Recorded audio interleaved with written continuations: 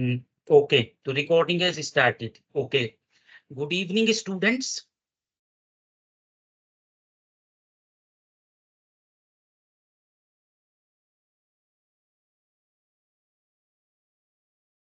एक बार चैट में देख लेते हैं if you want to say something or ask something. तो recording has started now. For next 2 hours you will be there with me for this particular class of management accounting. तो management accounting देखो पिछले 3 दिन से हम पढ़ रहे हैं, आज चौथी क्लास है इस सब्जेक्ट की और कल लास्ट है 5वीं क्लास। ये 5 रिवीजन क्लासेस बच्चों आपको दी गई थी और आज हम जो आज की क्लास में पढ़ेंगे बजटरी कंट्रोल, जैसा मैंने बताया था यूनिट 1, 2 और 5 हम ऑलरेडी कर चुके हैं। तो यूनिट 1, 2, 3 और 5 हम ऑलरेडी कर चुके हैं। आज की क्लास में हम जो यूनिट करेंगे वो यूनिट नंबर 4 है। और जैसा मैंने आपको बताया था यूनिट 4 की वेटेज पेपर में 30 मार्क्स की रहती है। कितने मार्क्स की? 30 मार्क्स की। तो इसमें दो ब्रॉड चैप्टर्स हैं आपके। कौन कौन से? एक बजटरी कंट्रोल और एक स्टैंडर्ड कॉस्टिंग। 2 चैप्टर्स हैं मेन इसमें। तो उन दोनों चैप्टर्स पर मतलब आज हम बेसिकली बजटरी कंट्रोल की बात करेंगे और कल का जो आखिरी सेशन है उसमें हम स्टैंडर्ड कॉस्टिंग की बात करेंगे। तो मेरी आवाज ठीक से आ रही है ना आप सभी को?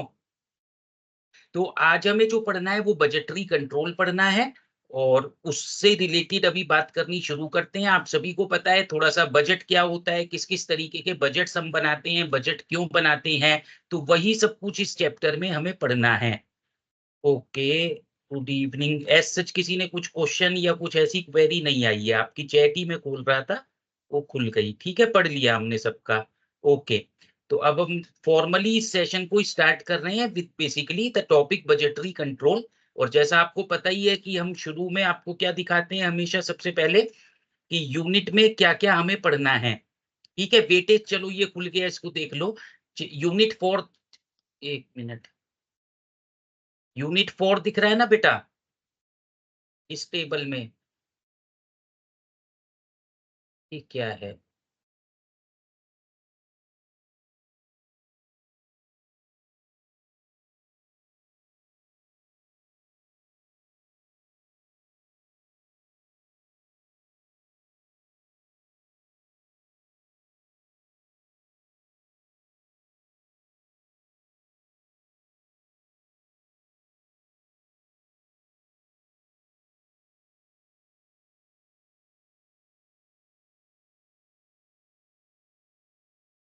एक बार खुलने दो इस फाइल को। मैंने बता दिया है वैसे आपको, यूनिट 4 की वेटेज एग्जाम में 30 मार्क्स की है और उसमें टोटल 2 चैप्टर्स आते हैं, एक आपका स्टैंडर्ड कॉस्टिंग और एक बजटरी कंट्रोल।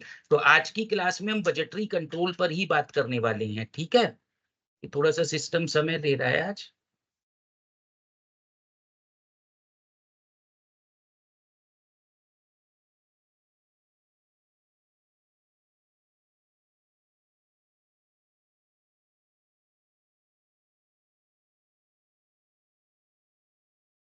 चलिए, तो इन द मीन टाइम अगर ये फाइल ठीक आपको दिख रही है, हाँ हाँ, ये और रोल दिख रहा है इसमें, तो एक बार मैं पढ़ दूं कि देखो आज की क्लास में इस बजटरी कंट्रोल में क्या क्या हमें पढ़ना होता है। बजटिंग एंड बजटरी कंट्रोल, ठीक है, चैप्टर का नाम है बजटरी कंट्रोल। लेकिन बजटरी कंट्रोल कहाँ से शुरू होता है? बजटिंग से शुरू होता है। तो इसमें हमें बात करनी है कॉन्सेप्ट ऑफ बजट, बजट का क्या कॉन्सेप्ट है, budgeting and budgetary control, objectives, merits and limitations. ठीक है, बजट एडमिनिस्ट्रेशन कैसे करेंगे, फंक्शनल बजट्स क्या होते हैं वो कैसे बनेंगे, फिक्स्ड एंड फ्लेक्सिबल बजटिंग क्या है, जीरो बेस बजटिंग क्या है, प्रोग्राम एंड परफॉर्मेंस बजटिंग। तो ये सब कुछ बात हमें अभी करनी है आज के सेशन में। और बचा जो रह जाएगा standard costing and variance analysis, इसकी बात हम कल करेंगे। लेकिन थोड़ा सा इसका एस्पेक्ट भी आज कवर करेंगे। देखो कौन सा, पहले तो ये सब तो कल होगा, meaning of standard cost and standard costing, advantages, limitation and application. Variance analysis के नाम पे हमें कौन कौन सा पढ़ना है? Material and labour variance only. इसका मतलब ओवरहेड वेरिएंस भी होता है, सेल्स वेरिएंस भी होता है, लेकिन आपको ओवरहेड और सेल्स नहीं पढ़ना है। आपको कौन कौन सा पढ़ना है बेटा? सिर्फ मटेरियल वेरिएंस और लेबर वेरिएंस। ठीक है, एक टॉपिक लिखा है कंट्रोल रेशियोज। तो ये कंट्रोल रेशियोज ना थोड़ा सा बजटिंग से ही रिलेटेड होता है, इसको हम कोशिश करेंगे आज ही कंप्लीट कर दें। तो ये तो हो गया इसके सिलेबस की बात। आप सभी अगर पुराने बच्चे हैं रेगुलर, जो मेरी पिछली 3 क्लास अटेंड कर चुके हैं, तो आपको पता है कि मैंने बता रखा है ज्यादातर कंटेंट मैं एमएन अरोड़ा की किताब से यूज करता हूँ, मैनेजमेंट अकाउंटिंग। बाकी महेश्वरी एंड मित्तल भी एक अच्छी किताब है इस सब्जेक्ट के लिए, और आपके एसओएल का स्टडी मटेरियल भी बेटा अच्छा है। तो आप जिसको भी जैसे भी रेफर करना चाहें कर सकते हैं। तो ये तो बात आज के सेशन में हमें क्या क्या पढ़ना है। ये फाइल मैं दिखा रहा था गाइडलाइंस वाली, तो देखो इसमें लिखा है ना unit 4 budgetary control and standard costing system. इसका वेटेज कितना है 30 मार्क्स। तो 15 नंबर का लगभग बजटरी कंट्रोल पर आना है और लगभग 15 नंबर का स्टैंडर्ड कॉस्टिंग पर आना है। ठीक है, तो आज 15 का काम मैंने 5 दिन में यही कोशिश की है कि हर दिन आप 15-15 नंबर का काम मुझसे पढ़कर जाएं। और जिन बच्चों ने सीरियसली ये सेशन अटेंड किए हैं वो 75 में से काफी अच्छे नंबर लेने वाले हैं पेपर में। बस प्रोवाइडेड कि आप इनको अच्छे से प्रैक्टिस और कर लें एक बार अपने लेवल पर भी, तो काफी कुछ आपको ऐसा लगेगा जो हमने क्लास में पढ़ा था वो ही सब पेपर में आया है, उसी तरह के सवाल पेपर में आए हैं। ठीक है, तो अब देखो हमारा जो बजटिंग कंट्रोल है उस पे बात कर रहे हैं हम।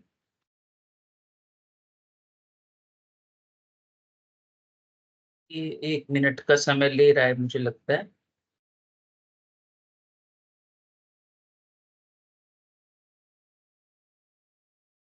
स्क्रीन क्यों हैंग है, होने तो इसको समय लेने दो।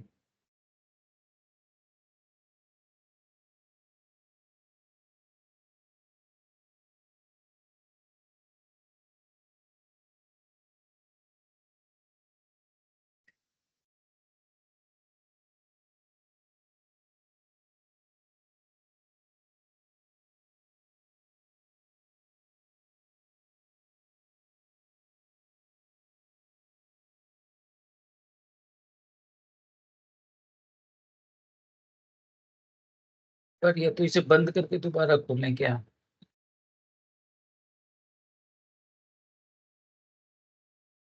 In the mean time chat में लिखो बेटा, अगर कुछ आपको कहना है किसी को, मैं देख लेता हूँ। उसको खुलने दो।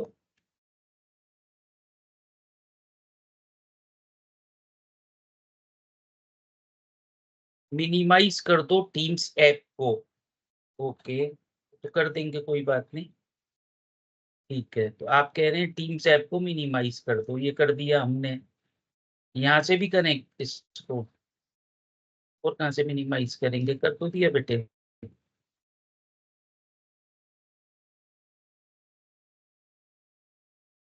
एक्स्ट्रा खुल रहा है क्या कुछ।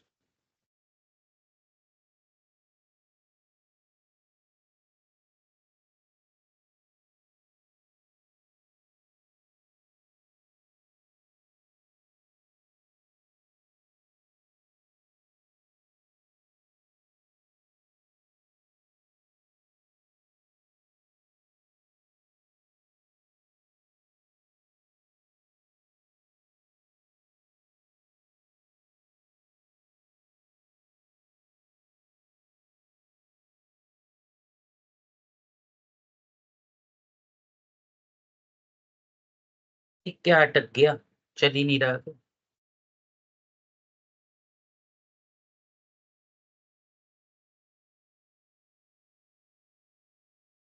सर एक बार और बता दो ओरली की कौन सा बजट करना है हमें। सेल्स बजट भी करना है, बिल्कुल करना है बेटा। सेल्स बजट भी करना है, प्रोडक्शन बजट भी करना है, कैश बजट भी करना है। ठीक है, अभी मैं करवाऊंगा सब। फ्लेक्सिबल बजट भी करना है, फिक्स्ड बजट भी करना है। ठीक है, ये तो प्रैक्टिकल वाले हैं, और थ्योरी में भी कुछ कुछ करना है, वो सब अभी आपको बताया जाएगा। वो फाइल हमने बंद कर दी, एक बार उसको दोबारा खोला जाएगा।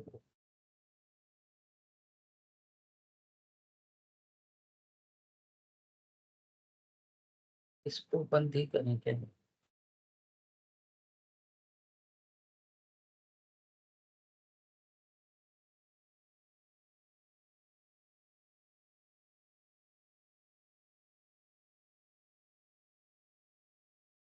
ये यहाँ हैंग हो गया है।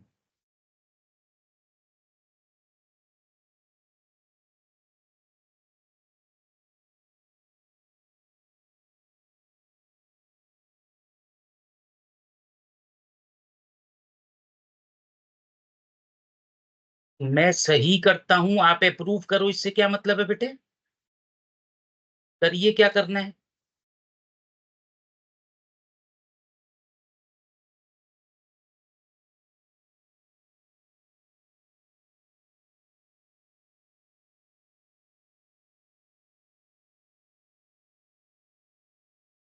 अच्छा गिव कंट्रोल, लो मैंने कर दे दिया आपको। सर वो अब क्या इशू हो रहा है इसमें?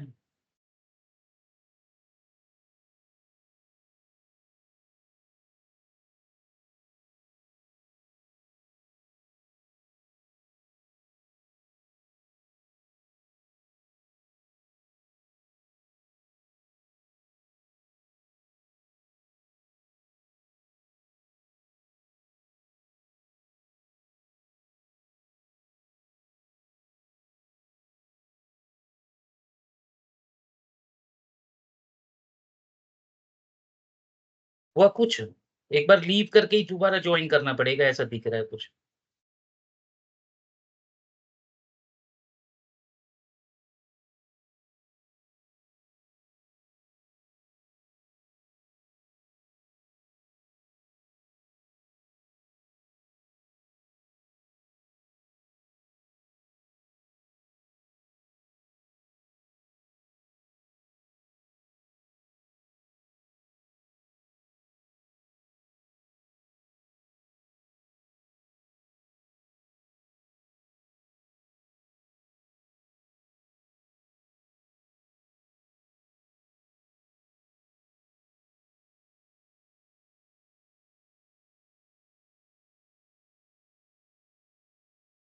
आ रहा है बेटा गौरव समझ कुछ होगा, नहीं तो लीव करके एक बार हम दोबारा शुरू करते हैं फिर।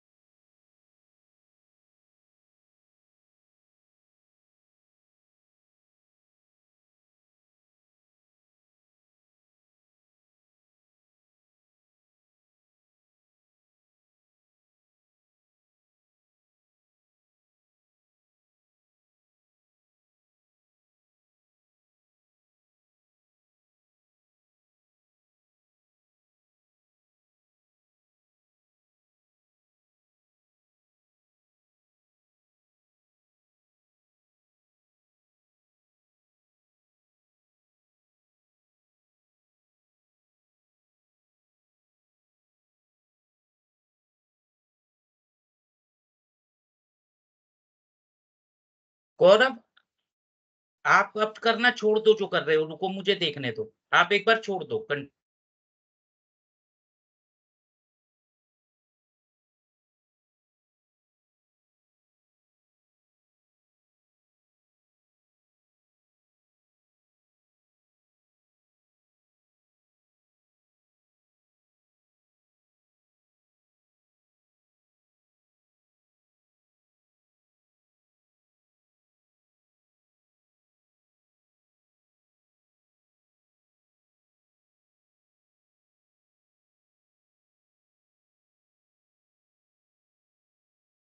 आप रहने दो बेटा, अब मैं फाइल खोल देता हूँ।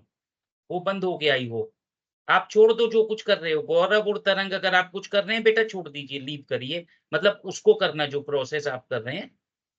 तो let me open the file now. ठीक है? इस फाइल को हम कहाँ से ओपन करेंगे? रुकिए। ये अटका तो हुआ है, ये कहाँ बंद हुआ है? ये इश्यू है ना कुछ?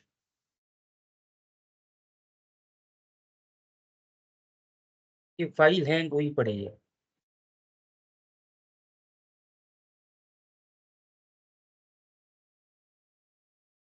इसको दोबारा खोलते हैं। क्या होता है?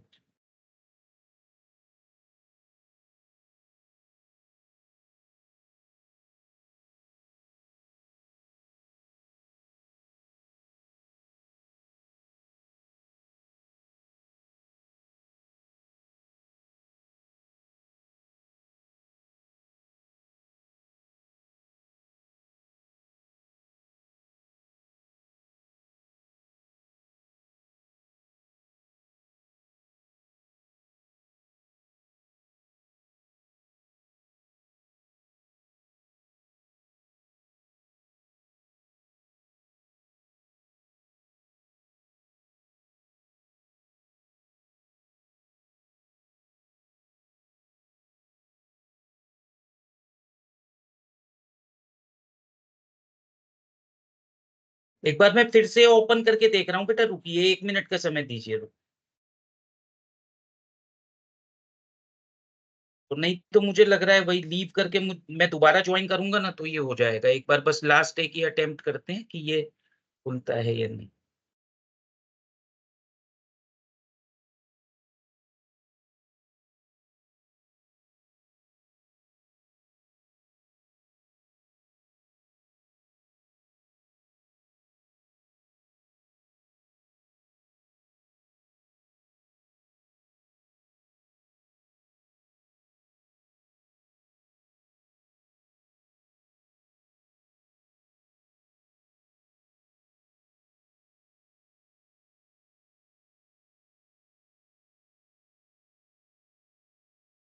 नहीं, ये वही आ गया है।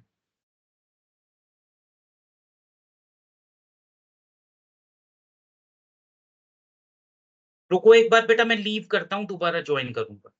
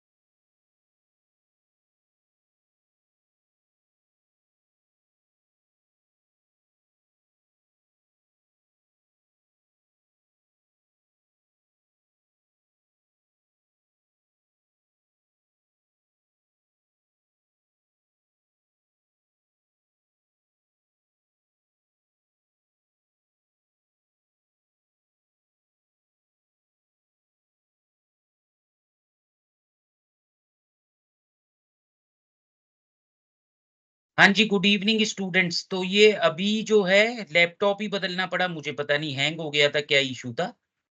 अब दूसरे लैपटॉप पर हूँ मैं। ठीक है, थोड़ा सा 10 मिनट एक्स्ट्रा पढ़ा देंगे क्लास के बाद। तो ये change the laptop now, the file is getting open. Okay, with in a minute it will be ready.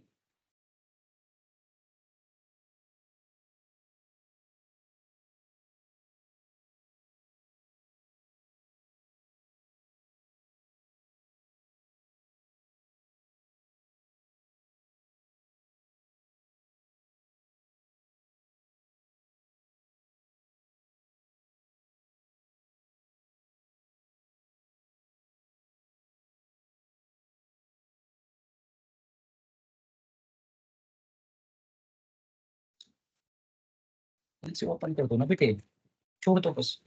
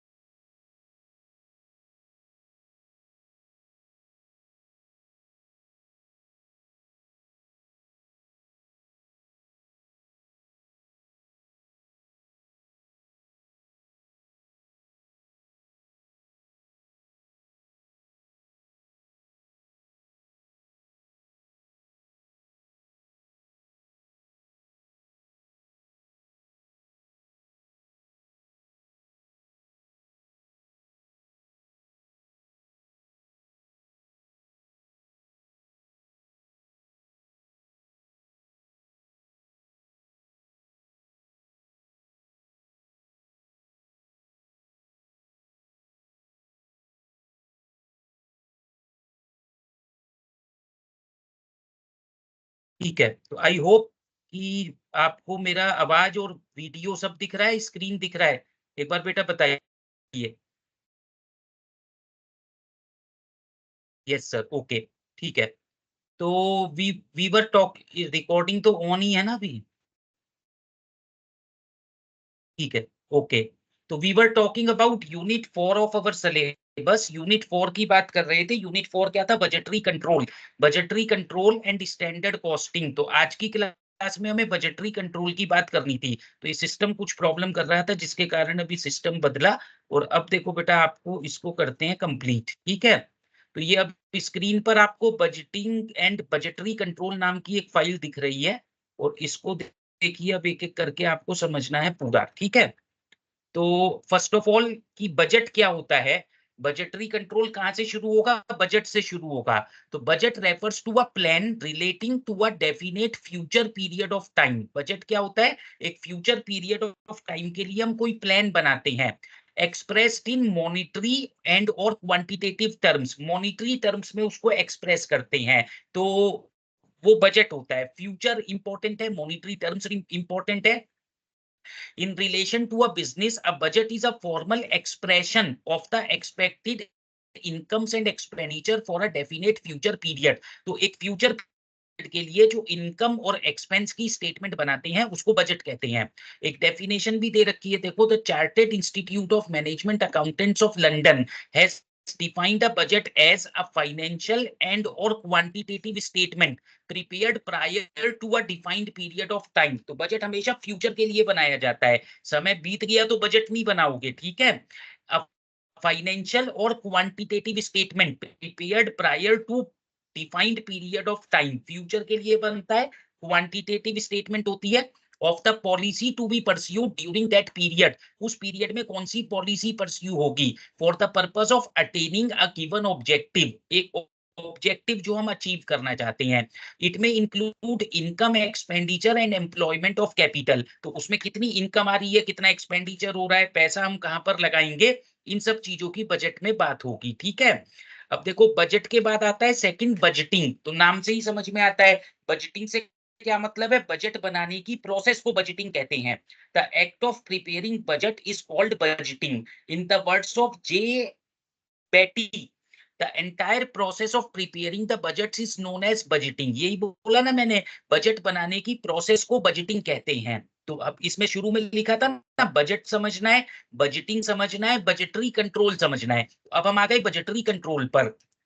तो बजटरी कंट्रोल से क्या मतलब है, budgetary control is a system of controlling cost through preparation of budget. तो budget बनाकर control करना cost को। Budgeting is दस only a part of the budgetary control, समझ गए। तो बजट बनेगा, बजटिंग होगा, बजटरी कंट्रोल आएगा, तीसरे नंबर पर बजटरी कंट्रोल का काम होगा। According to CIMA London, budgetary control is the establishment of budgets relating to the responsibilities of executives of a policy and the continuous comparison of the actual with the budgeted results। तो basically क्या समझ में आया, जब हम budgetary control की बात करते हैं तो एक्चुअल और बजट को कंपेयर करते हैं, either to secure by individual action the objective of the policy or to provide a basis for its revision. तो हमारा क्या ऑब्जेक्टिव है, कैसे उसको रिवाइज करना है, क्या बजट था, क्या एक्चुअल है, उस सबको कंट्रोल किया जाता है किसमें, जब हम बजटरी कंट्रोल करते हैं। अब बजटरी कंट्रोल की देखो कुछ फीचर्स दे रखी हैं, थोड़ा सा थ्योरी भी आती है इस चैप्टर में से। मैंने बताया था कि मतलब ये प्योरली प्रैक्टिकल नहीं है, जैसे पार्ट ए आपका 7 नंबर का थ्योरी का होगा, पार्ट बी 8 नंबर का प्रैक्टिकल का होगा। तो इसीलिए जहाँ थ्योरी इंपॉर्टेंट है बेटा, मैं थ्योरी पढ़ाता हूँ, न्यूमेरिकल क्वेश्चन इंपॉर्टेंट है, न्यूमेरिकल क्वेश्चन पढ़ाता हूँ। आप सबको ये बात समझ आई रही होगी। तो कैरेक्टरिस्टिक्स की बात करें तो establishment of budgets for each function department of the organization. तो बजटरी कंट्रोल में सबसे पहले क्या करना पड़ेगा, बजट बनाना पड़ेगा। किसका बजट बनेगा, हर फंक्शन का, जैसे production budget, sales budget, marketing budget, finance budget वगैरह वगैरह, हर डिपार्टमेंट का, ठीक है। Comparison of actual performance with the budget on a continuous basis, अभी बताया ना, एक्चुअल का बजट से हम कंपैरिजन करेंगे। Analysis of the variation of actual performance from the budgeted performance to know the reason thereof. तो actual का budget से क्या डिफरेंस है और वो डिफरेंस के क्या कारण हैं, उसको हम वेरिएंस एनालिसिस में भी करेंगे। टेक मतलब वेरिएंस और स्टैंडर्ड कॉस्टिंग जब तक नहीं हो सकता जब तक हम बजट ना बना लें। तो पहला काम है बजट, दूसरा काम है स्टैंडर्ड, तीसरा काम है वेरिएंस एनालिसिस, ठीक है। तो taking suitable remedial action wherever necessary, तो जहां जरूरत होगी तो फिर हम रेमेडियल एक्शन भी लेंगे। Revision of budgets in view of changes in the condition, तो अब जब कई बार होता है ना, टेक्नोलॉजी बदल जाती है बेटा, बिजनेस एनवायरनमेंट बदल जाता है, तो हमें अपने बजट्स को भी चेंज करना पड़ेगा। जैसे कोरोना आया, कोविड-19, तो बजट बना के रखा था हम 1 लाख यूनिट बेचेंगे, लॉकडाउन लग गया तो आप तो 10,000 भी नहीं बेच पाए होंगे। तो उस पीरियड में अकॉर्डिंगली हमें बजट को चेंज करना पड़ा, मतलब मान के चलिए due to change in the conditions, ठीक है। तो अभी तक मैंने आज की क्लास में क्या पढ़ाया, बजट क्या होता है, बजटिंग क्या होता है, बजटरी कंट्रोल क्या होता है। सिलेबस मैंने दिखाया था शुरू में, आप जो भी बच्चे प्रेजेंट थे, तो इन्हीं तीनों चीजों से ये चैप्टर शुरू होता है। ये चैप्टर पूरा 15 मार्क्स की वेटेज रखता है, जैसा मैंने आपको बताया, ठीक है। थोड़ा सा आगे चलते हैं। ऑब्जेक्टिव्स ऑफ बजटरी कंट्रोल, अभी हमने पढ़ लिया ना बजटरी कंट्रोल क्या है, तो उसका क्या ऑब्जेक्टिव्स होता है, मतलब क्यों करते हैं बजटरी कंट्रोल, क्यों करना है। फर्स्ट पॉइंट है planning. A budget provides a detailed plan of action for a business over a defined period of time. अभी बताया था बेटा, बजट बनाते हैं फ्यूचर के लिए, प्लान होता है फ्यूचर के लिए. तो जब तक बजट नहीं बनेगा तो प्लानिंग का कोई मतलब ही नहीं है. Coordination. Budgeting aids managers in coordinating their efforts so that the objectives of the organization as a whole harmonize with the objectives of the division. मतलब जो फाइनेंस डिवीजन है, जो मार्केटिंग डिवीजन है, जो प्रोडक्शन डिवीजन है, जो purchase division है, उन सबके ऑब्जेक्टिव्स आपस में मतलब कोई आपस में कंसिस्टेंट हो और वो overall objective of the organization हम अचीव कर पाए. कोऑर्डिनेशन होना चाहिए. अगर प्रोडक्शन ज्यादा करना है तो स्वाभाविक सी बात है फाइनेंस मुझे ज्यादा चाहिएगा, तो फाइनेंस डिपार्टमेंट का बजट अपने आप बदल जाएगा. प्रोडक्शन कम करना है तो फाइनेंस का बजट अपने आप बदल जाएगा, मार्केटिंग का अपने आप बदल जाएगा. तो कोऑर्डिनेशन होना चाहिए. ये तो नहीं कि फाइनेंस वाले तो कह रहे हैं पैसा नहीं देंगे, हम कम प्लान करके चल रहे हैं, और उधर प्रोडक्शन वाले बोले नहीं जी हम तो प्रोडक्शन ज्यादा करेंगे.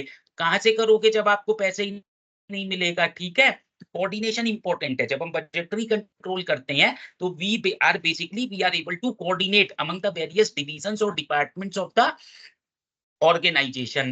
Then the third point is communication. Budget आपका कम्युनिकेशन का काम करता है, सूचना का प्रदान करता है कि बेसिकली हम क्या चाहते हैं. A budget is a communication device. The approved budget copies are distributed to all the management personnel which provides not only adequate understanding and knowledge of the programs and policies to be followed but also alerts about the restrictions to be adhered to. मतलब क्या हमें करना है, क्या हमको अगर कहीं कुछ प्रॉब्लम्स हैं उन सबको हमें ध्यान में रखते हुए ये सारी चीजों का ध्यान रखना है. फोर्थ पॉइंट क्या है, देखो motivation. Budget is a useful device for motivating managers to perform in line with the company objective. तो कंपनी का जो उद्देश्य है उसके हिसाब से आप काम करते रहें, इसके लिए आपको मोटिवेशन मिलता है कि ये बजट है. तो आप जब आपको अपना बजट पता होगा, जब आपको टारगेट पता होगा, आपने सोचा है हमें 80% नंबर लाना है, तो उसी के हिसाब से काम करोगे ना, तो मोटिवेटेड रहोगे. कंट्रोल, तो कंट्रोल कब करोगे बेटा, किसका करोगे, एक्चुअल परफॉर्मेंस का. तो कंट्रोल का मतलब जब ही आता है जब हमने कुछ बजट बना के रखा हो, कुछ प्लान हो. जब तक प्लान ही नहीं है, बजट ही नहीं है, तो कंट्रोल का कोई मतलब नहीं रहता. तो control as applied to budgeting is systematized effort to keep the management informed of whether the planned performance is being achieved or not. तो हम अपना जो परफॉर्मेंस है वो अचीव कर पा रहे हैं या नहीं कर पा रहे हैं, ये चीज हमें समझना है. देन परफॉर्मेंस इवेल्युएशन, मेजरमेंट, उसमें भी बजट हमें काम आता है. A budget provides a useful means of informing managers how well they are performing in meeting targets they have previously helped to set. ठीक है, तो जो इन्होंने टारगेट्स रखे थे कितने अच्छे से उसको अचीव कर पा रहे हैं. तो परफॉर्मेंस इवेल्युएशन में भी बजट आपकी मदद करता है.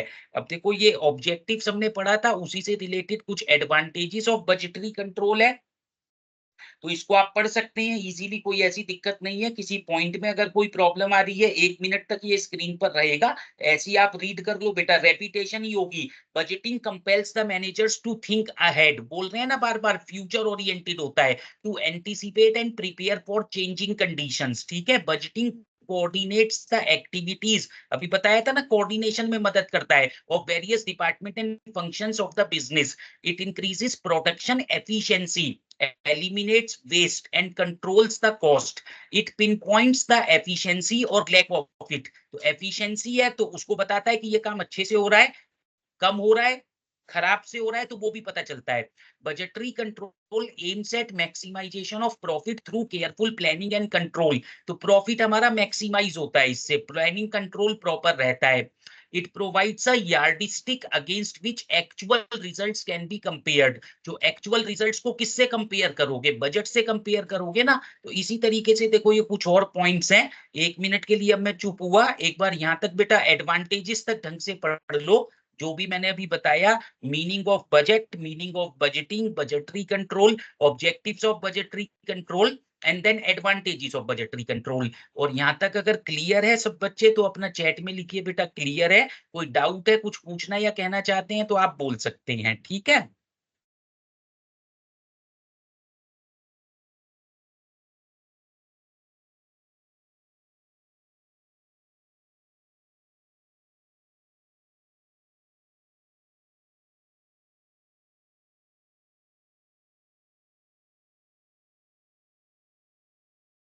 ऑल क्लियर, तरंग ने लिखा है। बाकी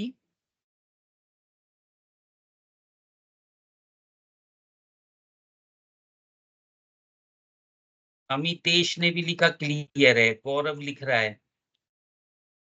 सर ऑब्जेक्टिव का लास्ट पॉइंट एक बार बता दो, अभी बताते हैं बेटा। परफॉर्मेंस इवेल्युएशन था ना। रिया ने लिखा है क्लियर है, तरंग भी लिख रहे हैं क्लियर है। शाबाश, तो कुछ जवाब आ गए हमारे पास। एक बार देखो, मैं वापस आता हूं जहां पर अभी डाउट आया है कि जी ऑब्जेक्टिव का आखिरी पॉइंट ये है ना, performance evaluation.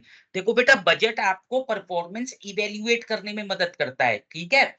A budget provides a useful means of informing managers how well they are performing in meeting the targets they have previously held to set। क्या मतलब हुआ? आपने सोचा था कि हम 1 लाख यूनिट बनाएंगे, लेकिन जब साल पूरा हुआ आपने बनाई 90,000 यूनिट। तो अब आप कंपेयर करोगे ना कि 90,000 1 लाख से कम है, तो ये आपकी परफॉर्मेंस इवेल्युएशन होगा। और वो ठीक से मतलब वो खराब हुआ क्योंकि आपने कम बनाया। लेकिन अब कम क्यों बनाया, उसके रीजंस क्या हैं वो आइडेंटिफाई किए जाएंगे और करेक्टिव एक्शंस लिए जाएंगे for the so as to ensure that the next time in future these kinds of problem will not occur। और आपने जरूरत से ज्यादा अच्छा बनाया है तो obviously you will be given some reward, you will be मतलब you will be basically given some incentives for having the performance which is above the budget। जो बजट से ज्यादा अच्छा आपने काम किया है, तो ये कहना चाहते थे इसमें। तो आई होप कि ये बात समझ आ गई होगी अब, ठीक है। इसके बाद हम देखो लिमिटेशन ऑफ बजटरी कंट्रोल की बात करते हैं कि बजटरी कंट्रोल की कुछ लिमिटेशंस होती हैं, प्रॉब्लम्स होती हैं। पहली बात क्या है, the budget plan is based on estimates. Future किसी ने प्रिडिक्ट किया है बेटा? 100% नहीं ना। हम अनुमान लगाते हैं, वो सही भी हो सकता है गलत भी हो सकता है। अगर हमारे अनुमान सही हैं तो फिर वो ठीक है। और अगर कई बार होता है ना सिचुएशन बदल जाती है तो हमारा बजट बेकार चला जाता है, ठीक है। The budgets are based on forecast and forecasting can not be an exact science. क्या मतलब हुआ? हम 100% एक्यूरेसी के साथ फोरकास्ट नहीं कर सकते हैं। सेकंड पॉइंट क्या है? Danger of rigidity. क्या मतलब हुआ? जब बजट बन जाता है तो हम रिजिड हो जाते हैं कि भाई यही अचीव करना है। एक्चुअली उससे अच्छा भी कर सकते हैं तो नहीं करते हैं। ऐसा नहीं होना चाहिए। A budget programme must be dynamic and continuously deal with the changing business condition. तो पता चला बीच में टेक्नोलॉजी बदल गई और टेक्नोलॉजी के बदलने से आप ज्यादा प्रोडक्शन कर सकते थे तो करिए, लेकिन कुछ लोग बोलेंगे नहीं जी हमारा तो बजट इतना था, हमें इतना ही करना है। तो वो सही तरीका नहीं है, ठीक है। थर्ड पॉइंट क्या है? Budgeting is only a tool of management. इससे क्या मतलब है? Budgeting does not replace management. Budget बना लिया तो इसका मतलब ये नहीं है कि मैनेजमेंट की जरूरत ही नहीं पड़ेगी। मैनेजमेंट की जरूरत है, वो रहेगी, वो थी। वो तो बजट बनाने के बाद मैनेजमेंट का काम आसान हो जाएगा। ये मैनेजमेंट के लिए एक टूल की तरह काम करता है। तो budgeting can not take the place of management but it is only a tool of management. तो ये मैनेजमेंट का प्लेस नहीं ले सकता, मैनेजमेंट की जगह नहीं ले सकता। ये मैनेजमेंट के एक टूल की तरह काम करता है, ठीक है। Opposition from staff. स्टाफ कई बार देखो जब बजट होता है ना तो इसका मतलब मुझे पहले से पता होता है ये करना है, ऐसे करना है। तो फिर उसमें मैं कई बार अपोज करूंगा क्योंकि मुझे पता है कि मेरी परफॉर्मेंस इवेल्युएट होगी। तो वो डरते हैं, कुछ लोग घबराते हैं, तो ये एक लिमिटेशन होती है, ठीक है। Employees may not like to be evaluated. कोई भी नहीं चाहता कि उसका इवेल्युएशन किया जाए and thus oppose the introduction of budgetary control system. इसलिए वो बजटरी कंट्रोल सिस्टम को अपोज करते हैं। फिफ्थ पॉइंट क्या है बेटा? Expensive technique. बजट बनाने में समय लगता है, पैसा लगता है, तो इसीलिए हम बोलते हैं कि ये एक एक्सपेंसिव टेक्निक की तरह काम करती है, ठीक है। इस तो ये बेसिकली कुछ लिमिटेशंस मैंने बताई। तो 1 मिनट ये लिमिटेशन स्क्रीन पर रहेंगी। अभी तक समझ आ गया है तो आप सभी बच्चे लगातार फिर लिखते रहिए यस सर क्लियर है। और किसी को कुछ पूछना है तो बिल्कुल अपनी चैट में लिख दो कि पूछना है, ये चीज हमें नहीं समझ में आ रही है।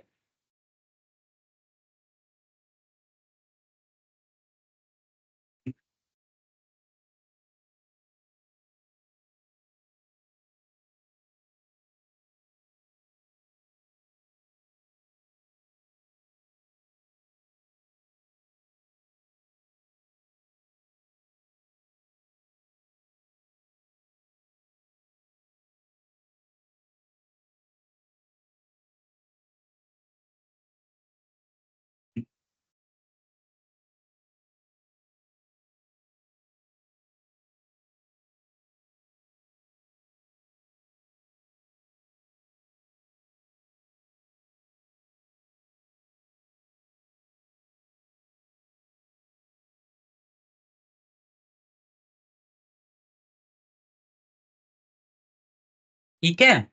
अब हम आ गए आगे, देखो कहाँ पर जो अगली काम की बात है, एक बार चैट में देख लेता हूँ कहीं कुछ किसी ने लिखा पूछने से रिलेटेड, नहीं तो अभी आगे चल ही रहे हैं।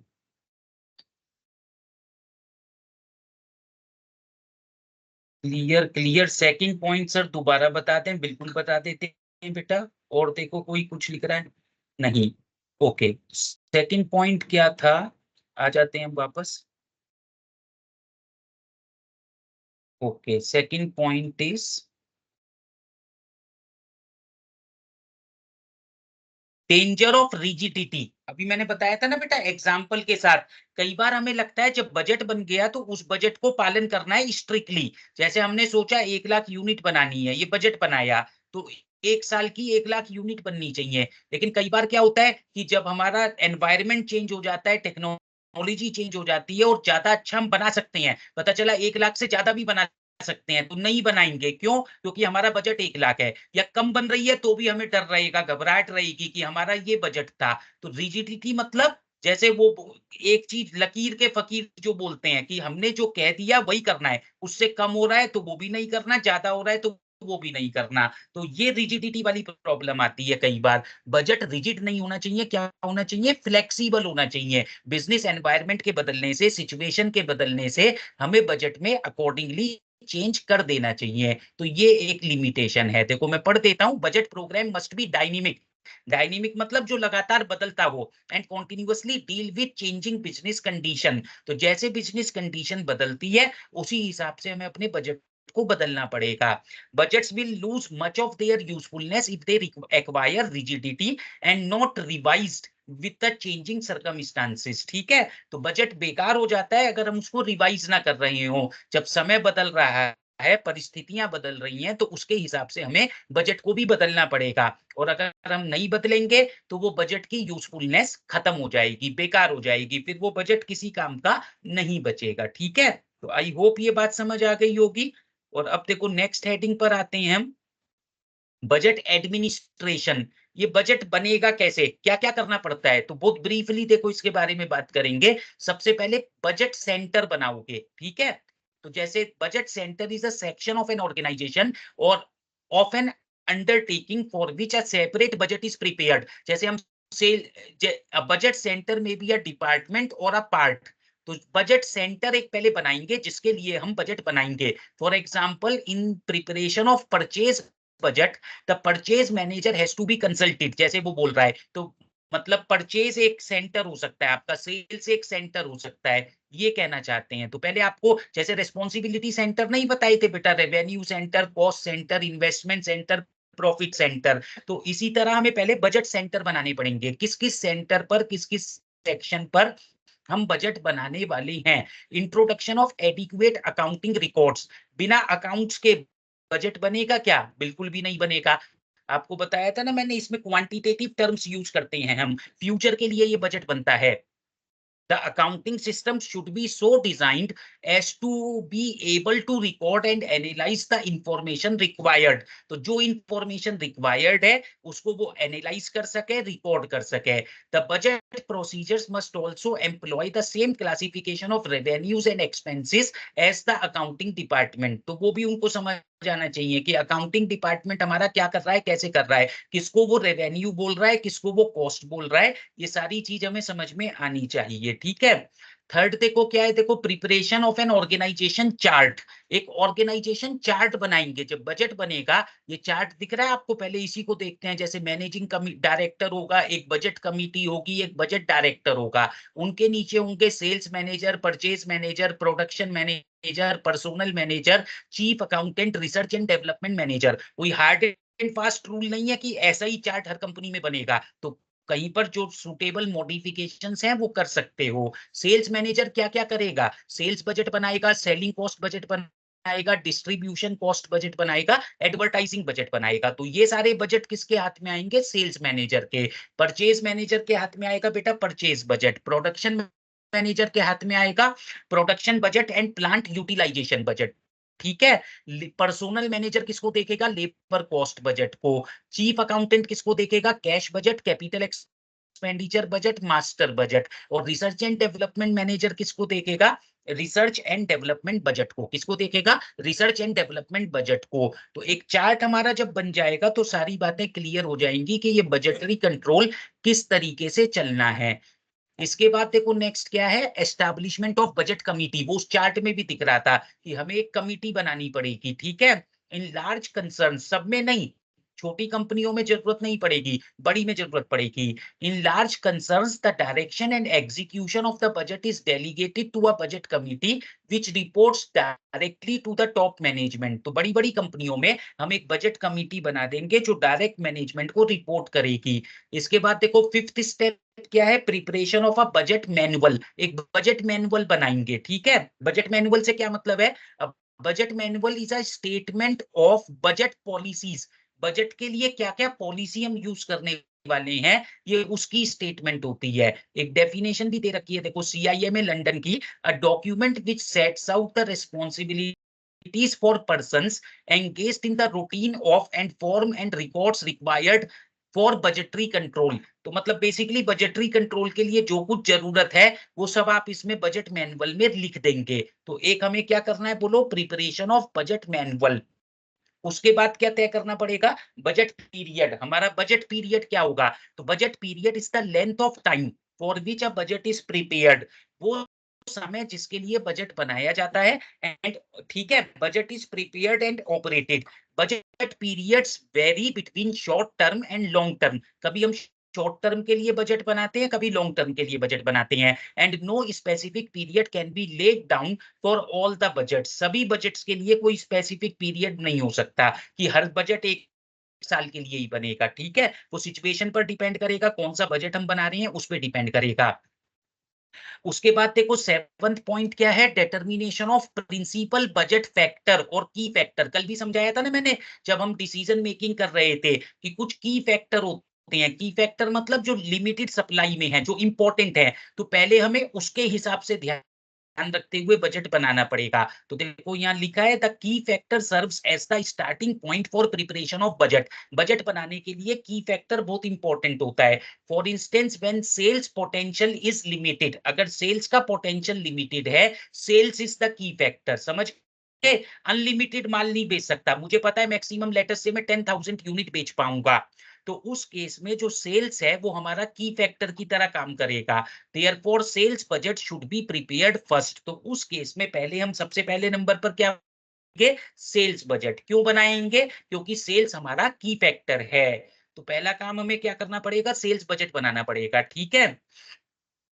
तो अब हम आएंगे फंक्शनल बजट पर। तो 1 मिनट के लिए, 2 मिनट के लिए हम रुक सकते हैं। आपको सबको बेटा यहाँ तक अगर सारी बात क्लियर है तो अपना लिखो चैट में क्लियर है, कोई पॉइंट पूछना है तो पूछ लो। तो अभी हमने क्या पढ़ा? Budget administration. मतलब ये जो बजट बनना है, जो बजटरी कंट्रोल होना है, ये कैसे होगा किसी कंपनी में। तो इसके लिए 7 स्टेप प्रोसेस बताया है। सबसे पहला स्टेप क्या है? Creation of budget centres. Second step है introduction of adequate accounting records. Third है preparation of an organization chart, एक चार्ट बनाओगे। उसके बाद देखो फोर्थ स्टेप है आपका क्या?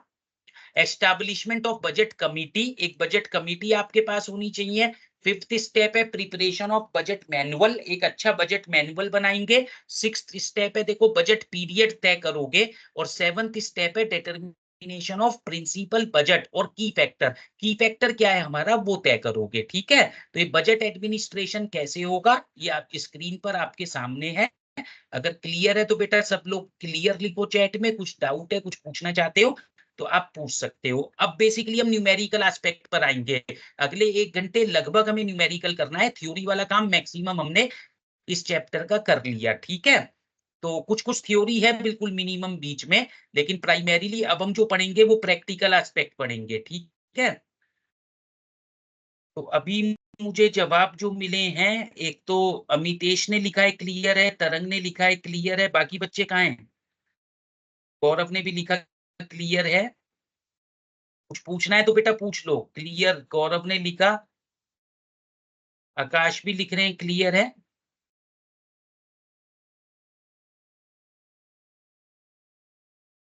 ठीक है, तो अब 1 मिनट का आप सिर्फ ब्रेक ले सकते हैं और 1 मिनट बाद अभी हम आगे शुरू करेंगे, ठीक है।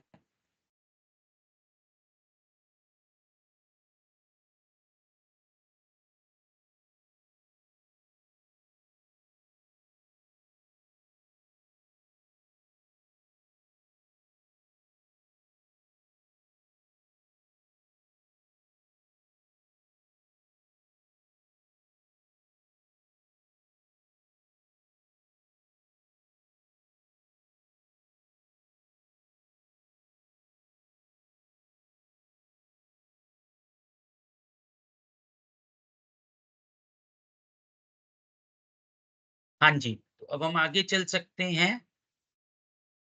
कहाँ पर थे हम? यहाँ पर, ठीक है बेटे। तो अब हो गई बात शुरू फंक्शनल बजट्स की। क्या है ये heading? Functional budget. A functional budget is one which relates to a particular function of the organization. Organization के बहुत सारे फंक्शंस होते हैं ना, वही जैसे production, sales, marketing, finance, personnel. तो ये सारे फंक्शंस के जो बजट बनते हैं वो फंक्शनल बजट्स कहलाते हैं। तो sales budget, production budget, purchase budget etcetera, these are the components of master budget. ये सारे बजट अगर इकट्ठा करते हैं तो एक मास्टर बजट बन जाता है। Specific functional budgets to be prepared in a business vary from organization to organization. तो देखो यहाँ नाम देख सकते हो आप, टाइप्स ऑफ फंक्शनल बजट, किस तरीके के फंक्शनल बजट बनते हैं। Sales budget, production cost budget, raw material budget, purchase budget, labour budget, production overhead budget, selling and distribution cost budget, administration cost budget, cash budget and capital expenditure budget. ठीक है, तो इनमें से कुछ examples हम करेंगे। सेल्स बजट की बात करेंगे, प्रोडक्शन बजट की बात करेंगे, प्रोडक्शन कॉस्ट बजट की भी बात करेंगे, रॉ मटेरियल बजट की भी बात करेंगे, परचेज बजट की भी बात करेंगे। तो पहले पांचों किए जाएंगे अभी क्लास में, जो ज्यादा इंपॉर्टेंट है। इसके बाद जो नेक्स्ट वाला है, देखो कौन सा, कैश बजट। 10th नंबर पर आपको जो दिख रहा है, पहले 5 और फिर 10वें नंबर पर जो कैश बजट है। तो ये 6 इनमें से ज्यादा इंपॉर्टेंट है, ठीक है, जिनके सवाल पहले पेपर में आते रहे हैं। तो उन पर हम न्यूमेरिकल क्वेश्चंस भी अभी डिस्कस करेंगे। ठीक, तो स्टार्टिंग फ्रॉम फर्स्ट पॉइंट क्या है? Sales budget. तो sales budget is a statement of planned sales in terms of quantity and value. तो सेल्स बजट से क्या मतलब होता है? कितनी हमारी प्लान्ड सेल्स होगी, कितने रुपए का माल बेचूंगा या कितनी यूनिट बेचूंगा। तो ये हमें सेल्स बजट में तय करना होगा। और आप सबने देखो 11th में बेटा एक फॉर्मूला पढ़ा था ना, opening stock plus purchases minus closing stock. तो उससे तो क्या निकल कर आता था? प्रोडक्शन, कि हमने कितनी यूनिट्स बनाई है। Opening stock plus purchases minus closing stock. अब करना होगा उल्टा। सेल्स दे रखी होगी मान लो, तो यहाँ तो खैर हमें सेल्स बजट बनाना है, ठीक है। तो अभी देखो सीधा सीधा सवाल पर आ जाते हैं। प्रोडक्शन बजट भी एक सेंटेंस इन्होंने लिखा है, देखो पढ़ लो। The production budget is a plan of production for the budget period. कितनी यूनिट्स हमें बनानी है, ठीक है। थ्योरीज का आप देख लेंगे। अब हम सीधा पहले प्रैक्टिकल पर ही आते हैं। देखो ये एक एग्जांपल दिया हुआ है, 2.1 लिखा भी है ना, देखो बीकॉम ऑनर्स दिल्ली में आया है, बीकॉम के पेपर में भी आया है, इसी तरह के सवाल आते हैं अक्सर। मैंने पहले भी बताया है, जो भी कुछ मैं क्लास में डिस्कस कर रहा हूँ वो सभी इंपॉर्टेंट चीजें हैं एग्जामिनेशन पॉइंट ऑफ व्यू से। The following information has been made available from the records of Precision Tools Limited for the 6 months of 2011 and the sales of January 2012 in respect of product X। ठीक है, तो product X है, उसके बारे में ये 6 महीने की जानकारी दे रखी है। कब की बोलो, ठीक है। पढ़ो एक बार। The units to be sold in different months, July, August, September, October, November, December, January. तो टोटल इन 7 महीने में इतनी इतनी यूनिट्स आप बेचेंगे, ये यहाँ पर लिखा हुआ है। There will be no work in progress at the end of any month, कोई वर्क इन प्रोग्रेस नहीं होगा। तो ये जो दे रखा है आपको, क्या दे रखा है? The units to be sold, कितनी सेल्स हमारी रहने वाली है। अब पढ़ो, finished units equal to half the sales of the next month will be in stock at the end of every month. क्या मतलब हुआ बेटा? जुलाई में क्लोजिंग स्टॉक कितना रखोगे? अगले महीने का आधा, अगले महीने की सेल्स का आधा। तो अगस्त की सेल्स कितनी दिख रही है? 1100, उसका आधा करोगे 550। तो ये जुलाई का तो क्लोजिंग स्टॉक बनेगा। तो जो जुलाई का क्लोजिंग स्टॉक है वो अगस्त का ओपनिंग स्टॉक हो जाएगा। तो जुलाई का क्लोजिंग स्टॉक कितना हुआ बोलो? 550। अगस्त का ओपनिंग स्टॉक कितना हुआ? 550। इसी तरह अगस्त में जब देखोगे, अगला महीना कौन है? सितंबर। 1700 का आधा करोगे तो 850। तो अगस्त का क्लोजिंग स्टॉक बनेगा बेटा 850 और सितंबर का ओपनिंग स्टॉक बनेगा 850। तो मेरे ख्याल से ये बात समझ आ गई होगी। जुलाई का भी क्लोजिंग स्टॉक तो बताया था ना मैंने 550, वही अगस्त के हिसाब से। अगर मैं पूछूं जुलाई का ओपनिंग स्टॉक कितना रहा होगा, अगर मैं आपसे पूछूं जुलाई का ओपनिंग स्टॉक कितना रहा होगा, तो जुलाई से पहले क्या था? जून। जो जून का क्लोजिंग स्टॉक रहा होगा, तो बोलो जून का क्लोजिंग स्टॉक कितना रहा होगा? जुलाई का आधा। जून का क्लोजिंग स्टॉक कितना रहा होगा? जुलाई का आधा। तो 1100 का आधा 550। समझ रहे हो ना बेटा क्या बोला है इसने? Finished unit equal to half the sales of next month will be in stock. अगले महीने की सेल्स का आधा हमें रखना है, ठीक है, क्लोजिंग स्टॉक। तो जो इस महीने का क्लोजिंग है अगले का ओपनिंग हो गया, तो जुलाई से दिसंबर तक तो सब आराम से बन जाएगा, closing opening closing opening closing opening. Problem कहां पर आएगी, जब आप सोचेंगे जुलाई का ओपनिंग स्टॉक कितना है, वो कैसे समझ में आएगा, जो जून का क्लोजिंग स्टॉक रहा था वही तो जुलाई का ओपनिंग होगा ना बेटा। और जुलाई का जून का क्लोजिंग क्या रहा होगा, जो जुलाई की सेल्स का आधा होगा, जो जुलाई की सेल्स का आधा होगा। तो जुलाई की सेल्स है 1100, तो उसका आधा 550 का हमने जून में क्लोजिंग स्टॉक बनाया होगा। तो जून में जो क्लोजिंग स्टॉक बनाया होगा, एक मिनट, ओके, तो जून में जो हमने क्लोजिंग स्टॉक बनाया होगा वो हमारा जुलाई का क्या हो जाएगा, ओपनिंग स्टॉक। तो यही सारी बातें समझनी थी, ठीक है। अब फोर्थ पार्ट देखो, फोर्थ पॉइंट्स में क्या कह रहा है ये, budgeted production and production cost for the year are as follows. Production भी दे रखा है मुझे यूनिट्स में, इतना मुझे करना है, बजटेड। डायरेक्ट मटेरियल की कॉस्ट है 10 रुपए, डायरेक्ट वेजेस की कॉस्ट है 4 रुपए, टोटल फैक्ट्री ओवरहेड है हमारे 88,000 रुपए के। तो देखो ये हमसे क्या क्या चाहता है इस एग्जाम्पल में, you are required to prepare production budget for the 6 months of 2011।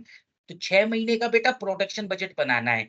कितनी यूनिट बनेंगी, मैंने बताया था ना, प्रोडक्शन बजट कैसे बनेगा, सेल्स में क्लोजिंग स्टॉक जोड़ लो और ओपनिंग स्टॉक घटा दो। अब वो क्लोजिंग कैसे निकलेगा, ओपनिंग कैसे निकलेगा, मैंने पूरा समझाया है। देखो एक बार पहले फर्स्ट पार्ट को सॉल्यूशन में देख लो, ये क्या बना हुआ है, देखो प्रोडक्शन बजट जुलाई अगस्त सितंबर अक्टूबर नवंबर दिसंबर। पहले तो सेल्स वहीं से उतार लेंगे, 11 11 17 19 25 23, देखो ये दे रखा है, सेल्स कितनी है, 11 11 17 19 25 23, ये हमने 6 महीने की सेल्स लिख दी। अब उसके बाद समझा जो मैं रहा था, क्लोजिंग स्टॉक्स कैसे निकलेंगे, जुलाई में अगस्त का आधा, अगस्त में सितंबर का आधा, सितंबर में अक्टूबर का आधा, दिसंबर में जनवरी का आधा। तो क्लोजिंग स्टॉक तो निकल ही आएगा। जब ओपनिंग स्टॉक घटाओगे तो जुलाई का जो क्लोजिंग था 550, वो अगस्त का ओपनिंग, अगस्त का जो क्लोजिंग था 850, वो सितंबर का ओपनिंग, इसी तरीके से चलेगा। तो बस एक जुलाई का कहां से निकलेगा, जो जून का क्लोजिंग रहा होगा, जून का क्लोजिंग क्या रहा होगा, जो जुलाई की सेल्स का आधा होगा। यहाँ पर ये दिमाग लगाना है, ठीक है। तो एस्टिमेटेड सेल्स में ये फॉर्मूला याद कर लो, प्रोडक्शन कभी भी मुझे निकालना हो, प्रोडक्शन इन यूनिट्स तो कैसे निकलता है, एस्टिमेटेड सेल्स में क्लोजिंग स्टॉक हम जोड़ देते हैं और ओपनिंग स्टॉक घटा देते हैं। तो बेटा हमें समझ आया, जुलाई में 1100 यूनिट बनानी पड़ेंगी, अगस्त में हमें 1400 यूनिट बनानी पड़ेंगी, सितंबर में 1800 बनानी पड़ेंगी, अक्टूबर में 2200, नवंबर में 2400, दिसंबर में 2150। इन सबको जोड़ दो, तो इसका मतलब कितनी यूनिट हमें टोटल बनानी है, 11,050 यूनिट। कितनी यूनिट बनानी है बेटा, ये अभी बना क्या, प्रोडक्शन बजट। क्या बना ये, प्रोडक्शन बजट। इन 6 महीने में हर महीने में कितनी कितनी यूनिट बनानी है, एक तो वो निकल गया, और टोटल यूनिट कितनी बनानी है वो निकल गया। तो टोटल 11,050 यूनिट बनानी है। अब सेकंड पार्ट पढ़ो, ये क्या कह रही हैं, summarised production cost budget for the same period. अभी तक तो प्रोडक्शन बजट बना था, वो यूनिट्स में बना था, अब हमें बनाना है प्रोडक्शन कॉस्ट बजट, प्रोडक्शन की कॉस्ट क्या होगी, ठीक है। तो हमने तो 11,050 निकाला है ना, उसी का बनेगा, ठीक। तो मटेरियल की 10 है, 10 से मल्टीप्लाई कर दोगे, वेजेस का 4 है, 4 से मल्टीप्लाई कर दोगे, और जो फैक्ट्री ओवरहेड है वो कैसे निकलेगा, ये देखो प्रोडक्शन पहले 22,000 हमने अनुमान लगाया था, 88,000 का होना चाहिए था। तो 88,000 को 22,000 से डिवाइड करो तो 4 पर यूनिट बनाइए, क्या बना बोलो, 4 पर यूनिट। हमने कितनी यूनिट बनाई है, 11,050, तो बस उससे मल्टीप्लाई कर देंगे। तो एक बार देखो, पहले हमने प्रोडक्शन बजट बनाया है यूनिट्स में, अब हम बना रहे हैं प्रोडक्शन बजट कॉस्ट में, रुपीज में। तो डायरेक्ट मटेरियल देखो बेटा, 11,050 को 10 से मल्टीप्लाई किया, ये ऊपर दे रखा है ना। डायरेक्ट वेजेस में 4 से किया होगा 11,050 को। फैक्ट्री ओवरहेड में क्या किया है, 11,050 को 4 से ही करेंगे, ये 4 कैसे निकलेगा, जो फैक्ट्री ओवरहेड थे मेरे 88,000 के थे, ये कब थे, जब मैं 22,000 यूनिट का अनुमान लगा रहा था। तो पर यूनिट हो गया 4, मैंने एक्चुअली 11,050 यूनिट बनाई है, तो 11,050 से मल्टीप्लाई करेंगे 4 को, तो उससे ये निकल आएगा बेटा फैक्ट्री ओवरहेड। अब इन तीनों को जोड़ लोगे, मटेरियल, वेजिस और फैक्ट्री ओवरहेड, तो जोड़कर कितना आएगा, 1,98,900। ये हमारा क्या निकला है बेटा, प्रोडक्शन कॉस्ट बजट। क्या निकला है, प्रोडक्शन कॉस्ट बजट। तो एक ही सवाल में हमने दो पार्ट कर लिए, एक तो प्रोडक्शन बजट बनाना सीख लिया, एक प्रोडक्शन कॉस्ट बजट बनाना सीख लिया। तो अगले 2 मिनट ये क्वेश्चन आपके स्क्रीन पर रहेगा, बिल्कुल ध्यान से सवाल को पढ़ लो, इसमें कोई दिक्कत है तो पूछ लो, और क्लियर है तो बेटा वहां पर लिखो अपना चैट में क्लियर है, ठीक है। अगले 2 मिनट ये क्वेश्चन आपके स्क्रीन पर रहेगा, इसको बिल्कुल ध्यान से आप देखेंगे। तो जब मैं ये वीडियो बंद करता हूं तो स्क्रीन तो दिखता रहता होगा ना आपको।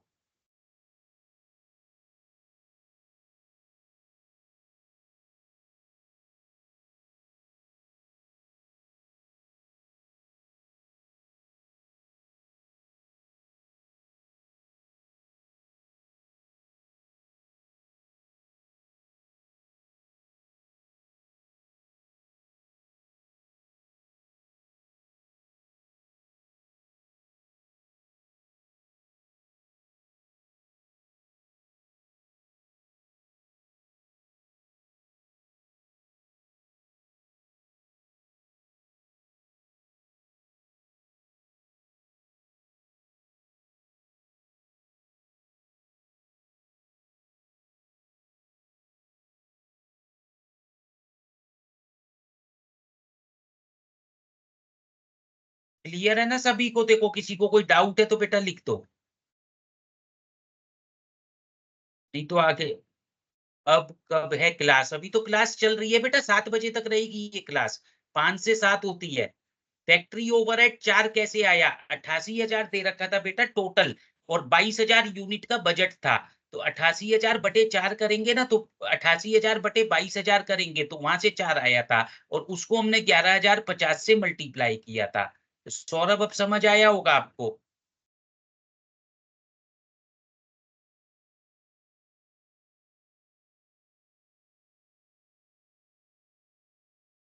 क्लियर हुआ सौरभ? देखो 88,000 था टोटल फैक्ट्री ओवरहेड, और वो किस बजट पर दे रखा था?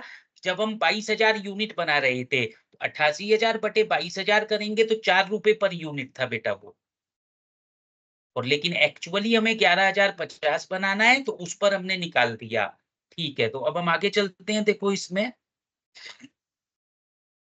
ये आपका आ गया रॉ मटेरियल परचेज बजट। ठीक है, रॉ मटेरियल कितना खरीदना है, नाम से ही समझ में आ रहा है, एक परचेज बजट है। ठीक है, तो अब एक सवाल लेंगे जिसमें ये सारी बातें काम आएंगी। ये थ्योरी थोड़ी सी आप पढ़ लेना, समय बचेगा तो कुछ और मैं पढ़ा भी दूंगा।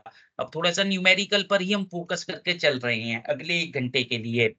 तो देखो इस सवाल में क्या बात हो रही है, the sales manager of Mahindra and company limited reports that next year he expects to sell 50,000 units of a certain product. क्या मतलब हुआ? सेल्स मैनेजर है कोई महिंद्रा एंड कंपनी का, वो कहता है कि नेक्स्ट ईयर मुझे कितनी यूनिट बेचनी है? 50,000। ठीक है, जैसे सेल्स अभी दे रखी थी पिछले सवाल में भी। The production manager consults the store keeper and cast his figures as follows. Two kinds of raw material A and B are required for manufacturing the product. Product को बनाने के लिए बेटा दो मटेरियल चाहिए हमें। Each unit of the product requires 2 kg of A and 3 kg of B. ए की हमें 2 किलो चाहिए होता है यूज करना, बी का हमें 3 किलो चाहिए होता है। ठीक है, the estimated opening balances at the commencement of the next year are. जो ओपनिंग बैलेंस, ओपनिंग स्टॉक जैसे उसमें हम कह रहे थे, फिनिश्ड प्रोडक्ट का 10,000 है, वो अलग हम यूज करेंगे। रॉ मटेरियल ए का 12,000 किलो है, वो ए के साथ काम आएगा। रॉ मटेरियल बी का बेटा 15,000 किलो है, वो बी के साथ काम आएगा। The desirable closing balances at the end of the next year are. ये क्लोजिंग स्टॉक दे रखे हैं। जो फिनिश्ड गुड्स का तो 14,000 है, ए वाले का 13,000 है, बी वाले का 16,000 है। ठीक है, आपसे क्या चाहता है? Draw up a material purchase budget for the next year. तो कितना कितना मटेरियल खरीदना पड़ेगा, मटेरियल परचेज बजट हमें बनाना है। तो मटेरियल परचेज बजट बनाने के लिए पहला काम क्या करना पड़ेगा? प्रोडक्शन बजट बनाओगे, क्योंकि कितना ए खरीदना है कितना बी खरीदना है वो किस पे डिपेंड करता है बेटा? कितनी यूनिट्स हम बनाने वाले हैं। तो अभी अभी समझाया था ना हमने, प्रोडक्शन कैसे निकल कर आता है? सेल्स में क्लोजिंग स्टॉक जोड़ लो और ओपनिंग स्टॉक घटा दो, तो वही यहाँ पर करना है। देखो सेल्स कितना दे रखा था? 50,000। अभी हम सिर्फ फिनिश्ड गुड्स की बात कर रहे हैं। किसकी बात कर रहे हैं बोलो? फिनिश्ड गुड्स की। तो सेल्स हमारा था 50,000 यूनिट। क्लोजिंग स्टॉक देखो फिनिश्ड गुड्स का कितना था हमारा? फिनिश्ड गुड्स का क्लोजिंग स्टॉक देखो कहीं लिखा हुआ है ना, each unit of product the estimated opening balance दे रखा है, ओपनिंग फिनिश्ड गुड्स का है 10,000, ओपनिंग स्टॉक तो घटाने को बोला था 10,000 घटा दिया, और डिजायरेबल क्लोजिंग स्टॉक जो था फिनिश्ड गुड्स का कितना था बोलो, 14,000। तो 14,000 जोड़ लेंगे, तो 50 में 14 जोड़ा 64, 64 में से 10 घटाया 54। तो इसका मतलब कितनी यूनिट हमें बनानी है, 54,000 यूनिट्स बनानी है। कितनी यूनिट्स बनानी है, 54,000 यूनिट्स बनानी है, 54,000। ठीक है, तो ये हमारी प्रोडक्शन क्वांटिटी निकल आई। क्लियर? तो आप एक फॉर्मूला बिल्कुल अच्छे से याद कर लो, जब भी हमें प्रोडक्शन यूनिट्स निकालना हो तो हम क्या करेंगे, सेल्स यूनिट्स में क्लोजिंग स्टॉक जोड़ देते हैं, ओपनिंग स्टॉक घटा देते हैं। दोनों सवाल में यही किया गया है। अब देखो 54,000 यूनिट बनानी है, ए जो हमें चाहिए कितनी यूनिट चाहिए, देखो ऊपर से पढ़ो, each unit of product requires 2 kg of A. तो मतलब 54,000 बनाने के लिए ए चाहिए 2 kg, तो 54 इंटू 2 कर लेंगे। बी कितना चाहिए, 54,000 इंटू 3, ये कर लेंगे।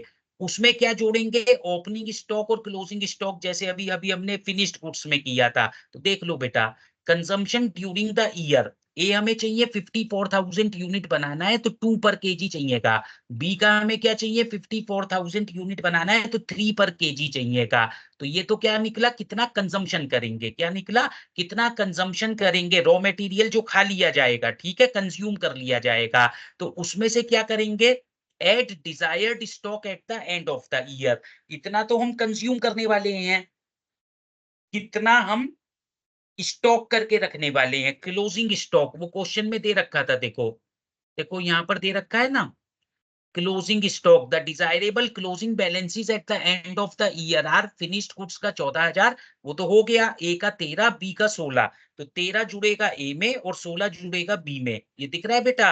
Eight desired stock at the end of the year, A में जोड़ा 13,000, बी में जोड़ा 16,000।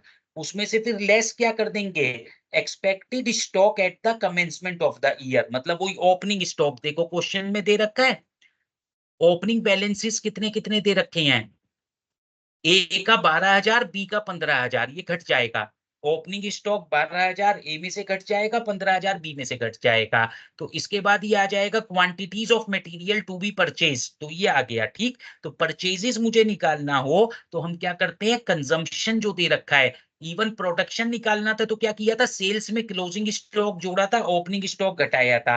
वो तो कब किया था, जब प्रोडक्शन निकालना था। यहाँ पर हमें क्या करना है, कितनी यूनिट खरीदनी पड़ेंगी, quantity of material to be purchased. तो बहुत सीधी सी बात है, जितना हमें प्रोडक्शन में चाहिए प्लस जो बचा के रखना है वो, और उसमें से क्या घटा दो, जो ओपनिंग स्टॉक ऑलरेडी हमारे पास अवेलेबल है वो इसमें से घटा दोगे। ठीक है, तो अब देखो अगले 2 मिनट ये क्वेश्चन आपके स्क्रीन पर रहने वाला है, एक बार आप इसको बिल्कुल ध्यान से देख लें। अगर आपको लगता है बेटा कुछ पूछना चाह रहे हो इसमें तो पूछ लीजिए, और क्लियर है तो बोलिए क्लियर है।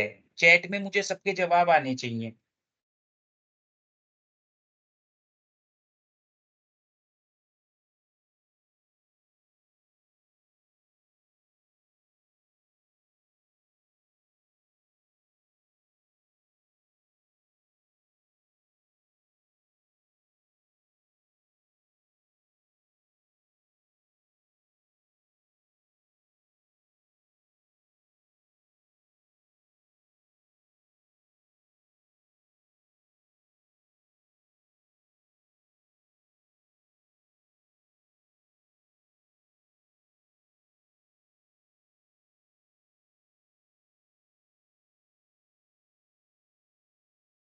ठीक है, एक बार देखें क्या जवाब आए आपके।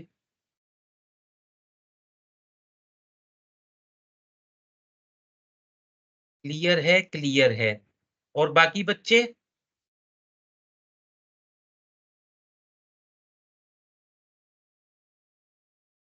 कोई डाउट है बेटा तो लिखो, डाउट है। आकाश ने लिखा क्लियर, रिया लिख रही है, शाबाश। तो आगे प्रोसीड करते हैं, वेरी गुड। अब देखो हम कहाँ पहुंचे,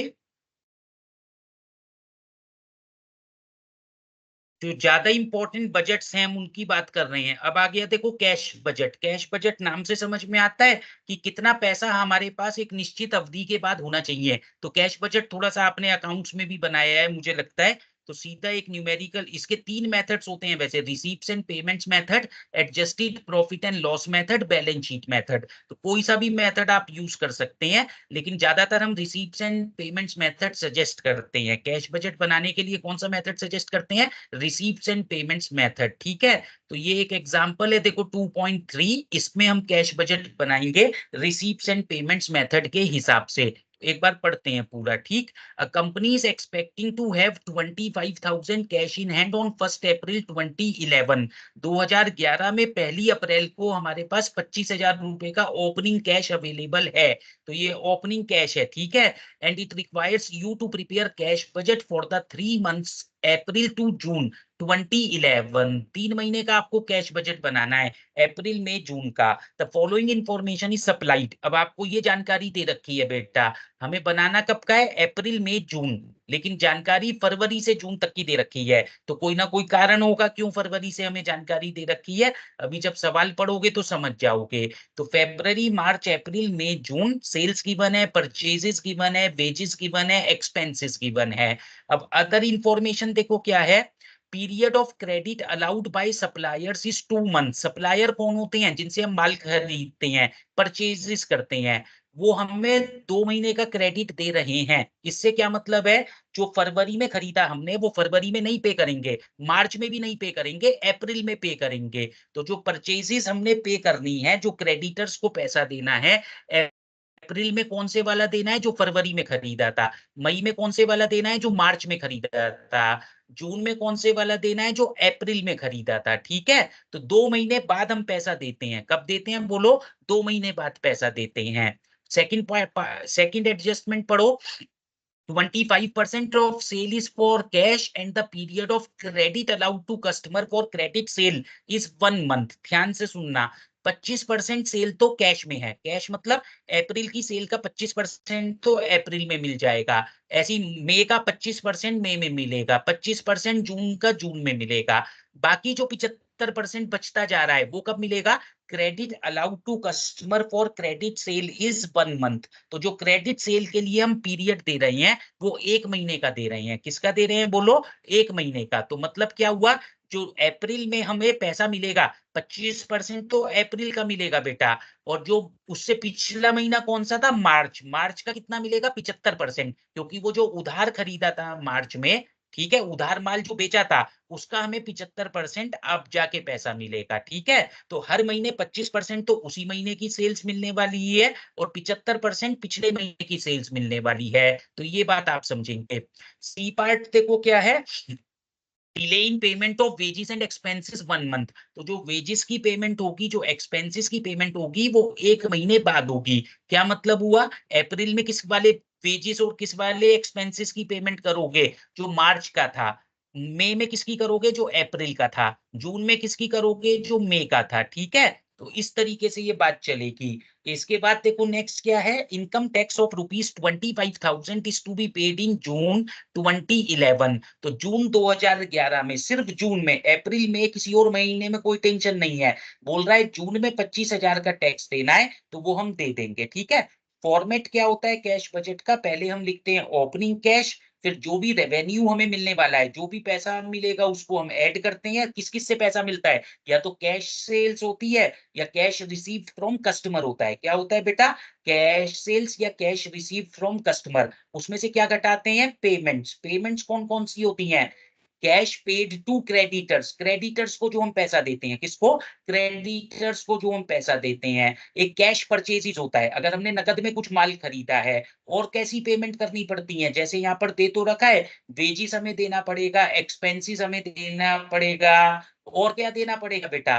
वेजिस देना पड़ेगा, एक्सपेंसेस देना पड़ेगा, ठीक है। और हमें क्या देना पड़ेगा? एक इनकम टैक्स इसने बोला था जून के महीने में देना है, तो वो भी देना है, ठीक है। तो पूरा सवाल मैंने समझा दिया, कोई मुश्किल बात नहीं है। आसानी से आप इसको देखेंगे तो बात क्लियर हो रही होगी। देख लो एक बार।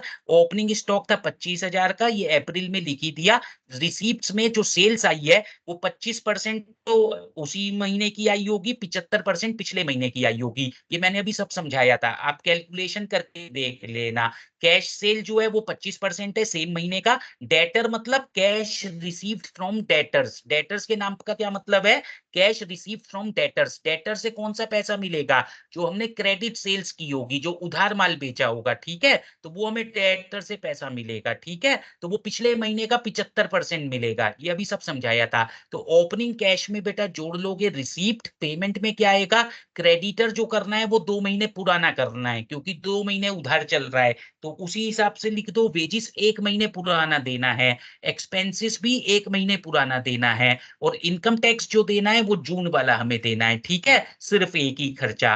तो इसी तरह देखो, अप्रैल में जून सारी आइटम्स लिख दी, पेमेंट्स को भी जोड़ लिया। क्लोजिंग बैलेंस कैसे निकलेगा? Total receiveds minus total payments. जैसे अप्रैल का मैं बताता हूँ, टोटल आपको दिख रहा है 83,000 रेवेन्यू, और एक्सपेंस कितना दिख रहा है? 55,000। 83 में से 55 घटा दोगे बेटा तो कितना बचेगा? 53। कितना बचेगा? देखो आ रहा है ना, 53। 88, 88 है, वो मिसप्रिंट है ऊपर। टोटल 88 है, ये 83 नहीं है। 88 में से 55 घटाओगे जब 53 आएगा, तो जो क्लोजिंग बैलेंस हुआ अप्रैल का 53, वो मई का ओपनिंग बैलेंस हो जाएगा। वो लिखने के बाद टोटल करोगे, और फिर इसी तरह जो क्लोजिंग बैलेंस आएगा बेटा 81,000 मई का, वो जून का ओपनिंग बैलेंस हो जाएगा। तो जब आप 81,000 बिगिनिंग में लिख दोगे, उसके बाद टोटल करोगे, ठीक है। तो ये जो क्लोजिंग बैलेंसेस निकल रहे हैं वो किस तरीके से निकल रहे हैं, ये आपके सामने है, ठीक है। तो अगले 2 मिनट ये सवाल आपकी स्क्रीन पर रहने वाला है, इसको बिल्कुल अच्छे से पढ़ लो, समझ लो। क्लियर है तो जितने भी बच्चे मुझे सुन रहे हैं, आप सभी उसमें चैट में लिखेंगे क्लियर है। अगर इसमें कोई डाउट आपका है, कुछ पूछना कहना चाह रहे हो बेटा, तो पूछ लो।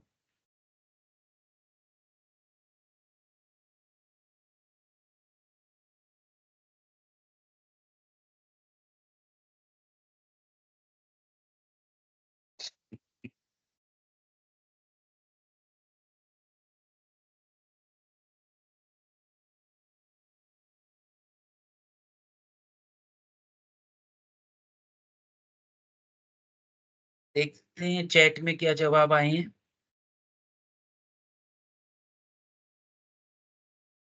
क्लियर क्लियर, और बाकी क्लियर क्लियर क्लियर। 6/22/23 ये अभी की जवाब है ना, ठीक है। तरंग आप होल सिलेबस क्या कह रहे थे? एक पिछले किसी मैसेज में होल सिलेबस क्लियर है या कुछ और कह रहे हो?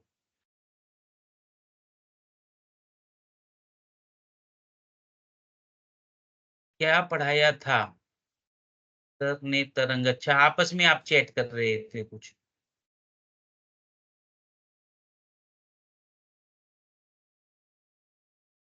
मैं समझ गया, समझ गया, ठीक है।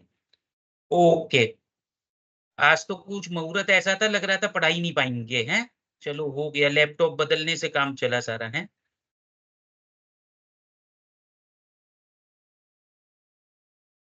ओके, तो आ जाएं आगे। ठीक, तो इसके बाद देखिए, अब आ गए हम मास्टर बजट। नाम से ही समझ में आ रहा है, सारे फंक्शनल बजट की समरी जब इनकॉर्पोरेट कर लेंगे तो मास्टर बजट बनेगा। when all the functional budgets have been prepared, they are summarized into what is known as master budget, ठीक है। Master budget is a consolidated summary of all the functional budgets, ठीक, सारे के सारे functional budget की एक summary है। तो इसको थोड़ा सा पढ़ लेना। फिक्स्ड एंड फ्लेक्सिबल बजट, ये भी इंपॉर्टेंट होता है, थ्योरी में भी इंपॉर्टेंट होता है बेटा, अक्सर पूछता है difference between fixed and flexible budget. तो नाम से ही आपको समझ आता है कि फिक्स्ड बजट जो होता है एक पर्टिकुलर लेवल ऑफ आउटपुट के लिए बनता है, ठीक है। फ्लेक्सिबल बजट वेरिएबल, मतलब जैसे जैसे सिचुएशन बदलेगी, आउटपुट बदलेगी, तो उसके लिए बनेगा। तो अब देखो एक बार समझो थोड़ा सा। अब fixed budget is one which is prepared keeping in mind one level of output. एक ही आउटपुट पर जो हम बजट बनाते हैं वो फिक्स्ड बजट कहलाता है। It is defined as a budget which is design to remain unchanged irrespective of the level of activity attained. तो एक्चुअल सोचा था 1 लाख यूनिट बनाऊंगा, अगर 80,000 बनाई या 1 लाख बनाई या 1,20,000 बनाई, लेकिन उससे कोई फर्क नहीं पड़ता। फिक्स्ड बजट को मैं छेड़ूंगा नहीं। वो रिजिडिटी वाला भी एक पॉइंट बताया था ना, बजट बन गया सो बन गया। फिर वो कंपैरिजन करेंगे, वो एक अलग बात है, लेकिन उसको रिवाइज नहीं करेंगे, ठीक है। Fixed budget is static, rigid, ये ऐसे ही रहेगा। फ्लेक्सिबल बजट क्या है, देखो नाम से ही समझ में आ रहा है, हमने बोला था ना लिमिटेशन में बजट को फिक्स नहीं होना चाहिए। In contrast to a fix budget, a flexible budget is one which is designed to change in relation to the level of activity attained। तो एक्टिविटी के हिसाब से जो हमारा बजट बदलता रहता है उसको हम क्या बोलते हैं, फ्लेक्सिबल बजट बोलते हैं। ये देखो डिफरेंस काफी इंपॉर्टेंट है थ्योरी के पॉइंट ऑफ व्यू से। 5 पॉइंट्स लिखे हुए हैं, थोड़ा सा समझ लो इसको अगले 2 मिनट में। Fixed budget assumes static business condition, बताया था ना, फिक्स्ड बजट मान के चलता है जैसा बिजनेस है वैसा ही चलता रहेगा। whereas flexible budget is based on the assumption of changing business condition. Flexible budget मानता है कि कंडीशन कभी भी सेम नहीं रहेंगी, तो जैसे जैसे कंडीशन बदलेंगी हमें अपना बजट बदलना पड़ेगा। सेकंड क्या है, देखो fixed budget is prepared for only one level of activity, but flexible budget may be prepared for different capacity level or for any level of activity। समझ गए? Fixed budget figures are not changed, rigid जो मैं कह रहा था, when the actual level of activity changes. तो actual हमारा बदल भी गया तो हम लेकिन उसको नहीं बदलेंगे, वो अंडर रिकवरी ओवर रिकवरी दिखा देंगे। But in flexible budget the figures are adjusted according to the actual level of activity attained. तो हम फ्लेक्सिबल बजट में एक्चुअल लेवल ऑफ एक्टिविटी के हिसाब से काम करेंगे। फोर्थ पॉइंट क्या है, देखो when actual level of activity differs from the budgeted level of activity, then in fixed budget meaningful comparison between actual and budgeted figures is not possible. तो उसमें तो होएगा ही नहीं, कंपैरिजन कहां से करोगे। But in flexible budget such comparisons are quite realistic. Flexible budget में इस तरह के कंपैरिजन हम कर सकते हैं। Under changing business environment fixed budgets have very limited use for control. तो बिजनेस का एनवायरनमेंट अगर बदलता जाना है तो फिक्स्ड बजट का कोई रोल नहीं है, कंट्रोल कर ही नहीं पाओगे। But flexible budget are very useful for cost control and performance evaluation. बताया था ना, एक परफॉर्मेंस इवेल्युएशन ऑब्जेक्टिव होता था अंडर चेंजिंग बिजनेस कंडीशन। एक बताई थी ना लिमिटेशन, फोरकास्ट फ्यूचर पे डिपेंड करता है बजट, और फ्यूचर कभी भी हम 100% एक्यूरेसी से प्लान नहीं कर सकते हैं, ठीक है। तो ये एक प्रॉब्लम होती है। तो अब इसके अंदर हम क्या करेंगे, फ्यूचर को मतलब प्लान तो नहीं कर सकते हैं एक्यूरेटली, लेकिन फ्लेक्सिबल बजट जब होगा तो अकॉर्डिंगली उसको बदल देंगे। जैसे जैसे बिजनेस कंडीशन बदलेगी, जैसे बिजनेस एनवायरनमेंट बदलेगा, तो हम अपने बजट को भी बदल देंगे। तो 1 मिनट देखो ये आपकी स्क्रीन पर रहेगा, distinction between fixed and flexible budget. अब इसका एक न्यूमेरिकल क्वेश्चन हम करने वाले हैं। एक बार पहले आप इसको ढंग से समझ लो कि फिक्स्ड बजट से क्या मतलब है, फ्लेक्सिबल बजट से क्या मतलब है। क्लियर है तो अपनी चैट में लिखिए क्लियर है, कोई डाउट है तो बेटा डाउट लिखिए, ठीक है। जवाब सबका आएगा तो ज्यादा अच्छा रहेगा।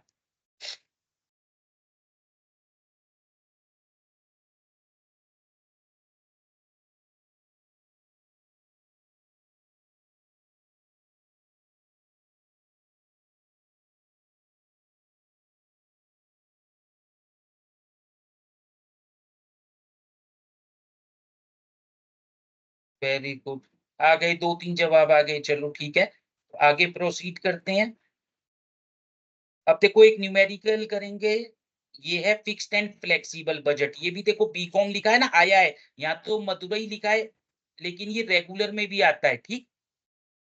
तो अपने मतलब अपने एसओएल के और रेगुलर एग्जाम में भी आया है। मैंने आपको बताया है मार्केट में 10 इयर्स अवेलेबल होते हैं, गूगल पर भी आप देखोगे तो प्रीवियस ईयर क्वेश्चन पेपर्स मिल जाएंगे, एसओएल की वेबसाइट पर भी डाले हैं बेटा। तो वहां से देखो, जरूर देखना कि पहले कौन से किस तरीके के क्वेश्चन आए हुए हैं। काफी क्वेश्चन 50-60% तो ऐसे ही रिपीट हो जाते हैं। इस पेपर में अच्छे नंबर लाना ना बहुत आसान काम है। बस 2 काम करने हैं, अगर मेरी पांचों क्लास आपने सुन ली और बस एक थोड़ा सा 10 ईयर को अच्छे से देख लोगे तो आपके लिए शायद ये सबसे बेस्ट पेपर होगा, ठीक है।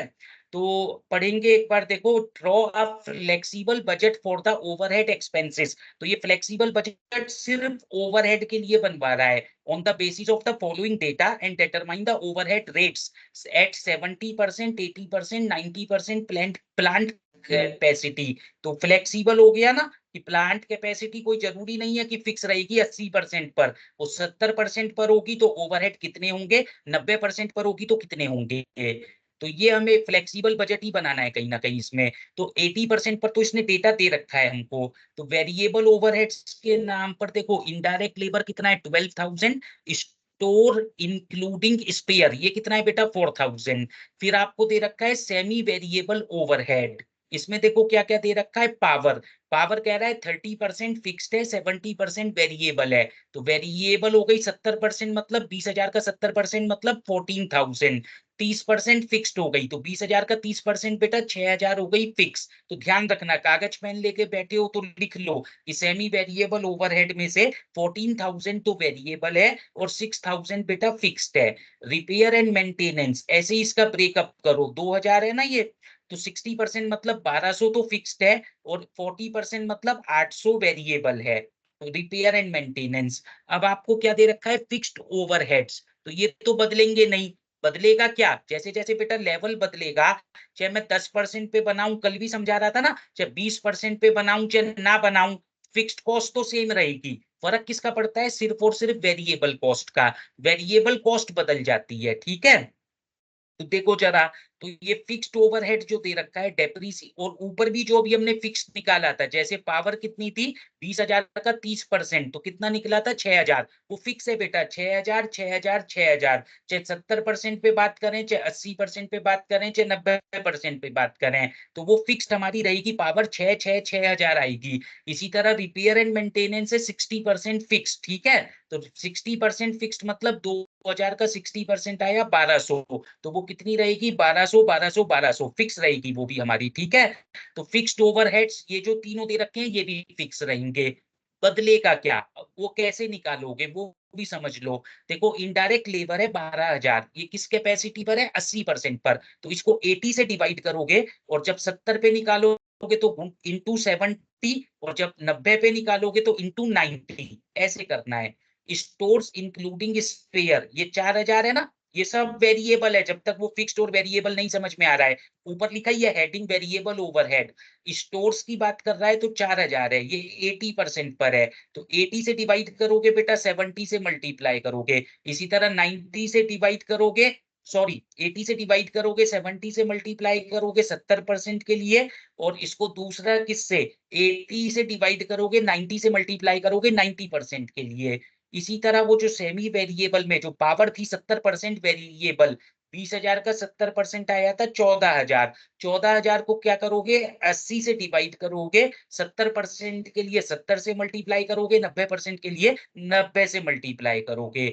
ऐसे ही बेटा रिपेयर एंड मेंटेनेंस 40% वेरिएबल था, तो 2,000 का 40% आया था 800, तो 800 को क्या करोगे 80 से डिवाइड, 70% के लिए 70 से मल्टीप्लाई करोगे, 90% के लिए 90 से मल्टीप्लाई करोगे। बस और कुछ नहीं करना है, टोटल ओवरहेड तो फिर वो निकल ही आएंगे। ये भी देखो एक और एक्स्ट्रा स्टेप है, एस्टिमेटेड डायरेक्ट लेबर आवर्स, ये कितने हैं 1,24,000, तो ये किस कैपेसिटी पर है 80% पर, तो इसको बेटा 80 से डिवाइड करोगे, 70% वाले के लिए 70 से मल्टीप्लाई करोगे, 90% वाले के लिए 90 से मल्टीप्लाई करोगे। तो ये सब कुछ करने से आपका क्या बन गया, देखो ये फ्लेक्सिबल बजट, ये एक एक चीज मैंने समझाई है। और जो वर्किंग्स है वो पहले ये दे रखी है, देखो जो मैं बार बार कह रहा था, पहले जरा इधर को देख लो कि 80 से डिवाइड करना है 70 से मल्टीप्लाई, 80 से डिवाइड 90 से मल्टीप्लाई, यही सब बोल रहा था ना मैं। तो एक बार इसको देखो पहले, ये तीनों चीज की कैलकुलेशन, डायरेक्ट लेबर आवर्स की भी कैलकुलेशन बताई थी हमने, ठीक है।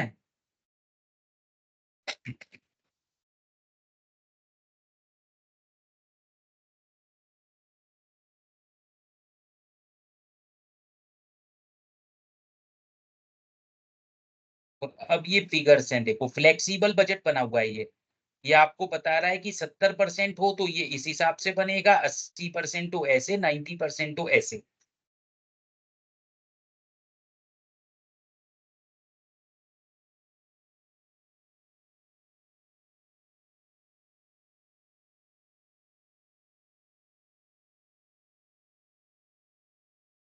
अगले 1 मिनट ये स्क्रीन पर रहेगा बेटा न्यूमेरिकल क्वेश्चन, इसको ढंग से देखो, कोई डाउट है पूछ लो, और क्लियर है तो स्वाभाविक सी बात है अपने उसी में चैट में लिखो क्लियर है, ताकि हम आगे प्रोसीड करें।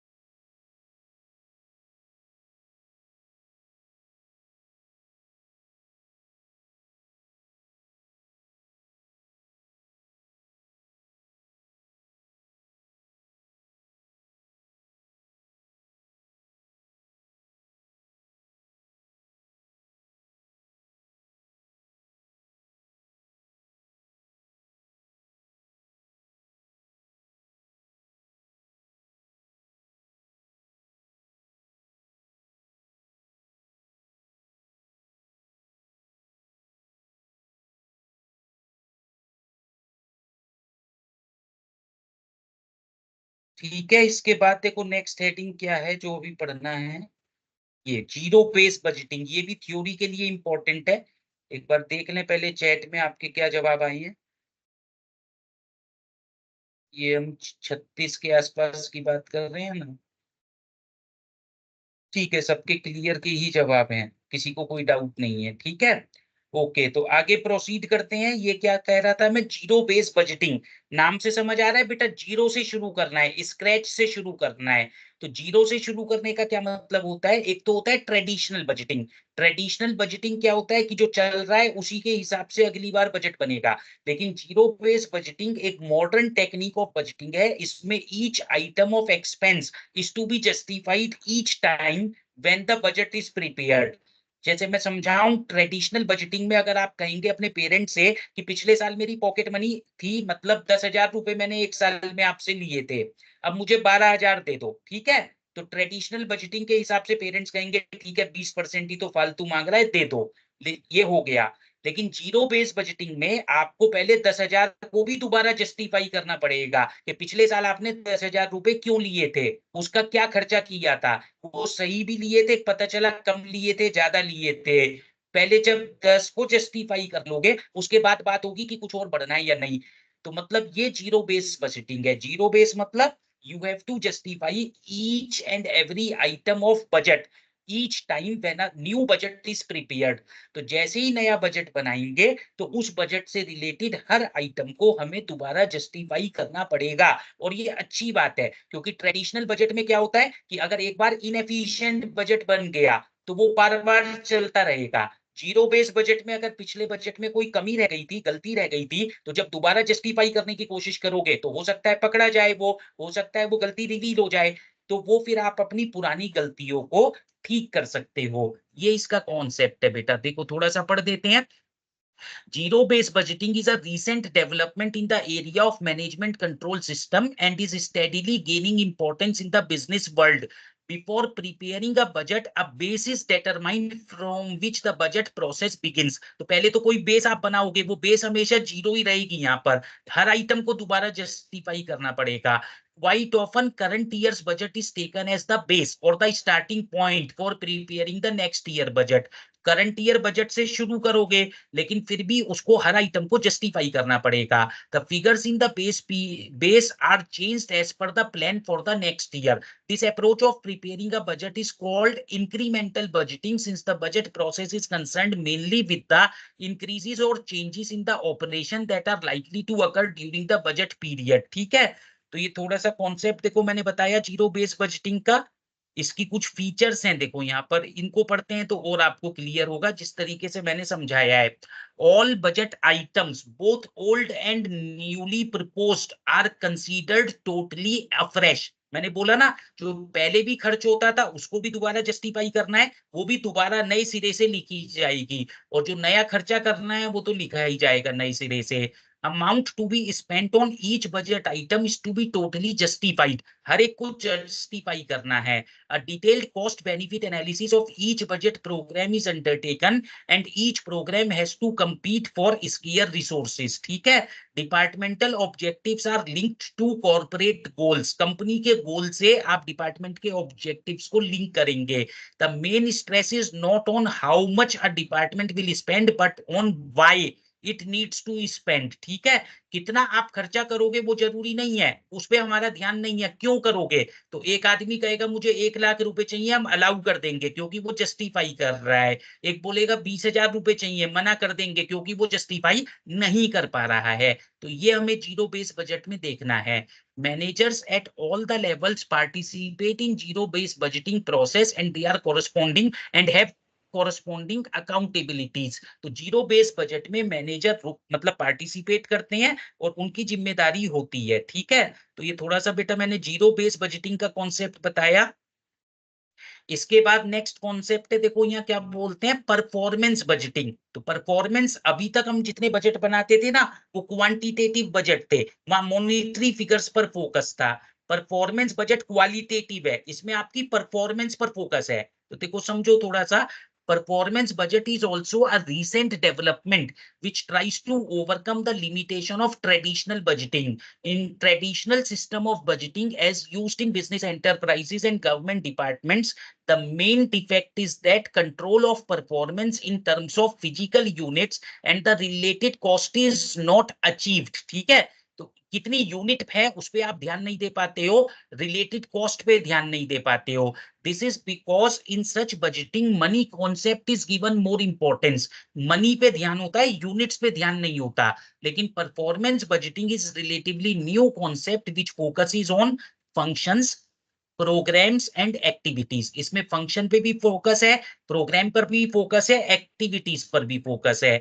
In other words, in case of traditional budgeting, both input and output are mostly measured in monetary units. तो उसमें input output को किस में measure करते हैं? monetary units में. While performance budgeting lays emphasis on achievement of physical targets. तो इसमें कितनी unit बनना important है, उसमें क्या है, कितने रुपए का माल बनना इंपॉर्टेंट है. इस तरीके से फर्क समझो. Performance budget are established in such a manner that each item of expenditure related to a specific responsibility center is closely linked with performance of that center.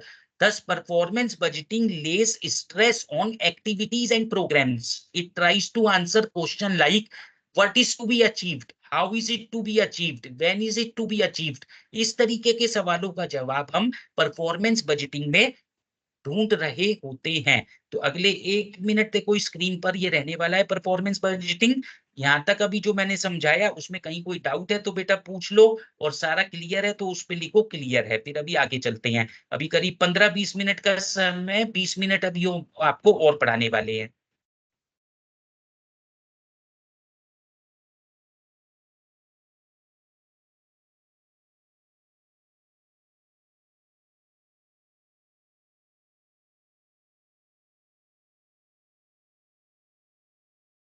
तो इतने कुछ पूछना है तो आप लिख सकते हैं क्या पूछना चाह रहे हैं, और क्लियर है तो बेटा लिखें क्लियर है.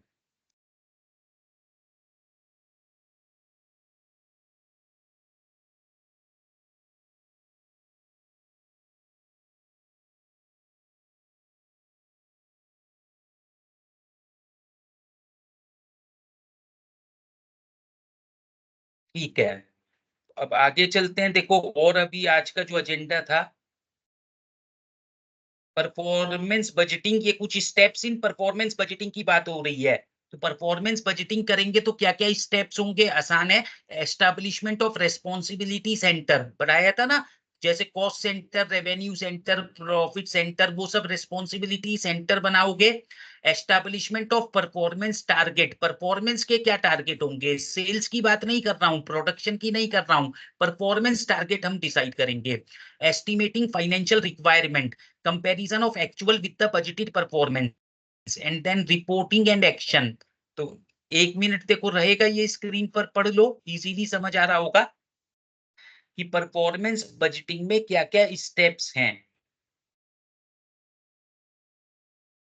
Steps in performance budgeting.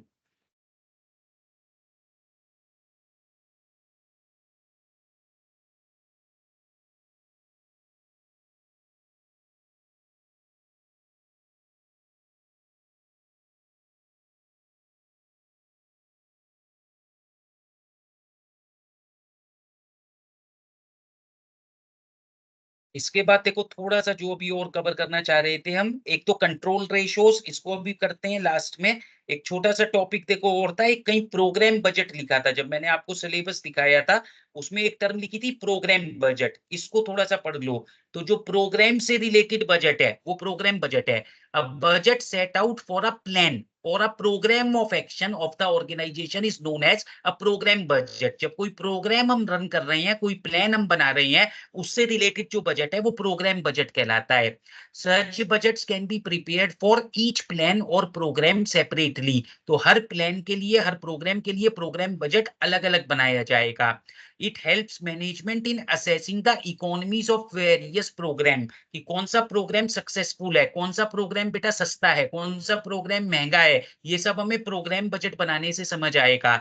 The estimated revenues and cost of programmes are given in the budget. तो किसी भी प्रोग्राम की क्या रेवेन्यू रहने वाली है, क्या कॉस्ट रहने वाली है, वो हम उस बजट में लिखेंगे। The budgets are not suitable to exercise control over individuals since so many persons may be assigned with the task of completing the program and no one individual may be responsible for the entire operation। तो responsibility fix करने में problem आएगी, क्योंकि कोई भी programme एक अकेला आदमी तो ऑर्गेनाइज नहीं कर सकता ना, कंडक्ट नहीं कर सकता।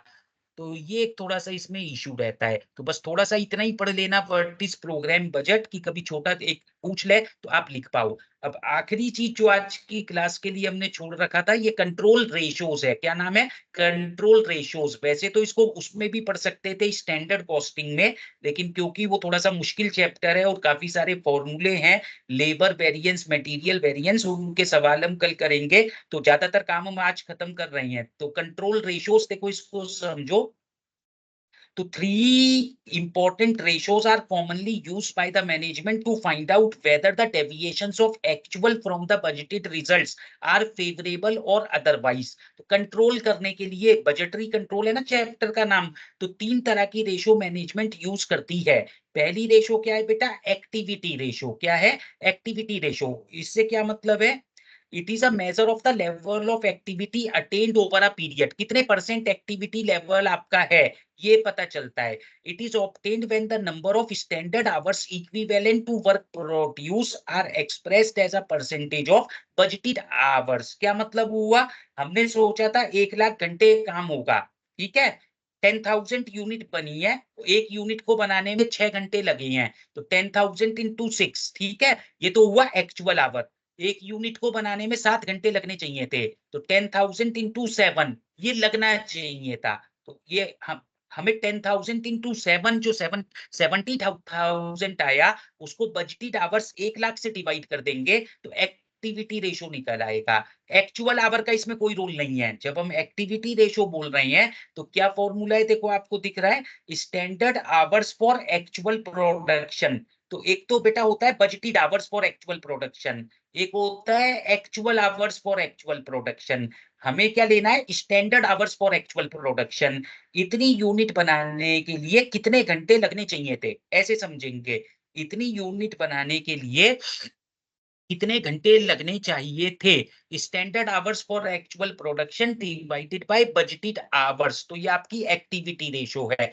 दूसरा फॉर्मूला क्या है? देखो, कैपेसिटी रेशो। इसमें एक्चुअल आवर्स काम आएंगे, तो actual hours work divided by budgeted hours. तो मेरी कितनी कैपेसिटी पर मैंने काम किया है। मैंने सोचा था अभी इसी जो एग्जांपल दिया था आपको कि 1 लाख आवर्स काम करना था, एक्चुअली 60,000 आवर्स हमने किया, तो वो हमारी क्या थी? Capacity ratio. तीसरा क्या है बेटा? Efficiency ratio. वो कैसे निकलेगी? Standard hours for actual production divided by actual hours work. तो जैसे मैंने बताया था ना कि 70,000 लगने चाहिए थे, हमने 60,000 लगाए हैं, तो वो हमारी एफिशिएंसी रेशो बता रहा है, ठीक है। तो ये तीनों फॉर्मूले 1 मिनट बिल्कुल ढंग से देख लो, समझ लो क्या कहा हमने। कैपेसिटी रेशो क्या है? दिस रेशो इंडिकेट्स, मतलब this ratio indicates whether and to what extent budgeted hours of activity are actually utilized। तो actual hours work divided by budgeted hours, ठीक है। efficiency ratio क्या है? standard hours for actual production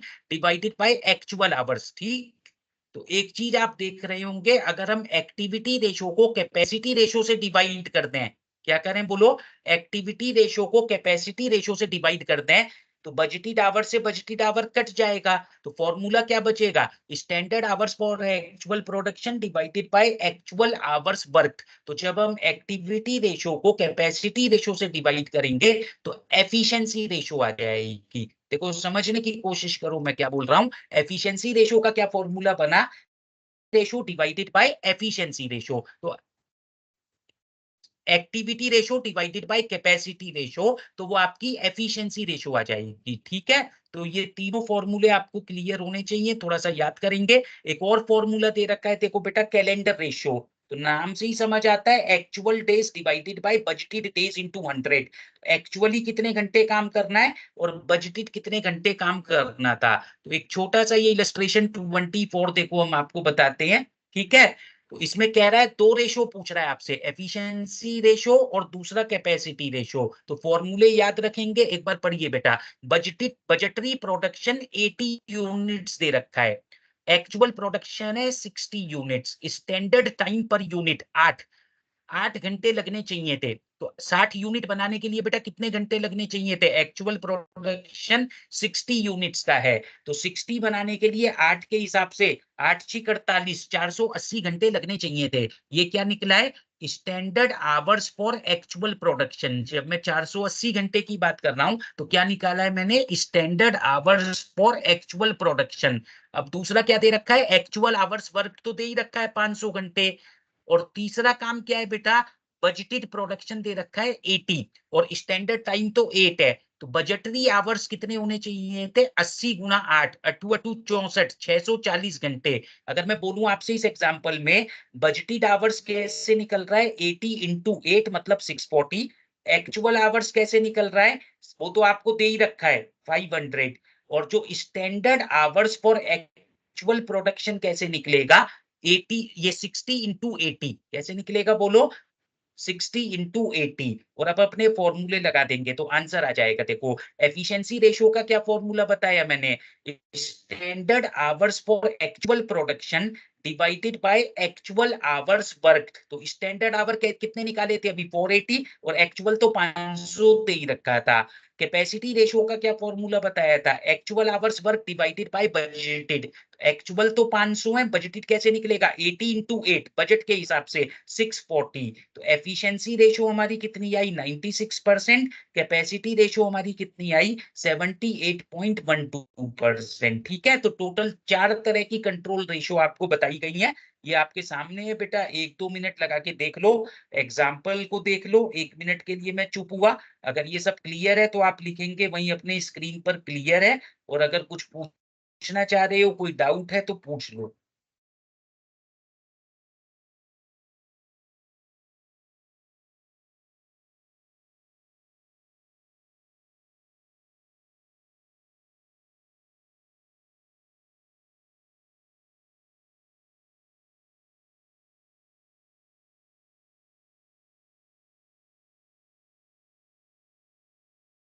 सभी बच्चे respond करो बेटा चैट में। गौरव का जवाब आया है सिर्फ अभी।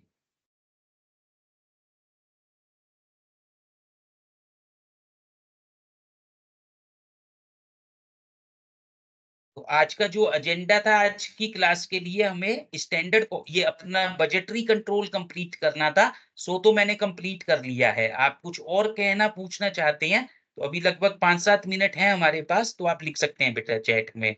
कल की क्लास में हम क्या पढ़ने वाले हैं? Standard costing and variance analysis. वो आखिरी काम है। आखिरी 15 नंबर जो आपको लेने हैं वो वहीं से लेने हैं, ठीक है?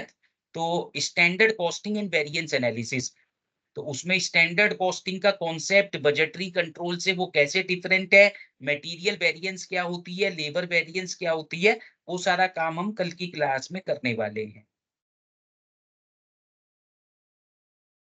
तो अभी चैट में आप लिखिए अगर कुछ पूछना चाहते हैं, कोई आपकी क्वेरी है। नहीं तो हम अपना वीडियो, ये रिकॉर्डिंग तो एटलीस्ट बंद कर देते हैं। अभी हैं हम अगले 5 मिनट आपके साथ, कुछ पूछना चाहते हैं बेटा पूछ लीजिए।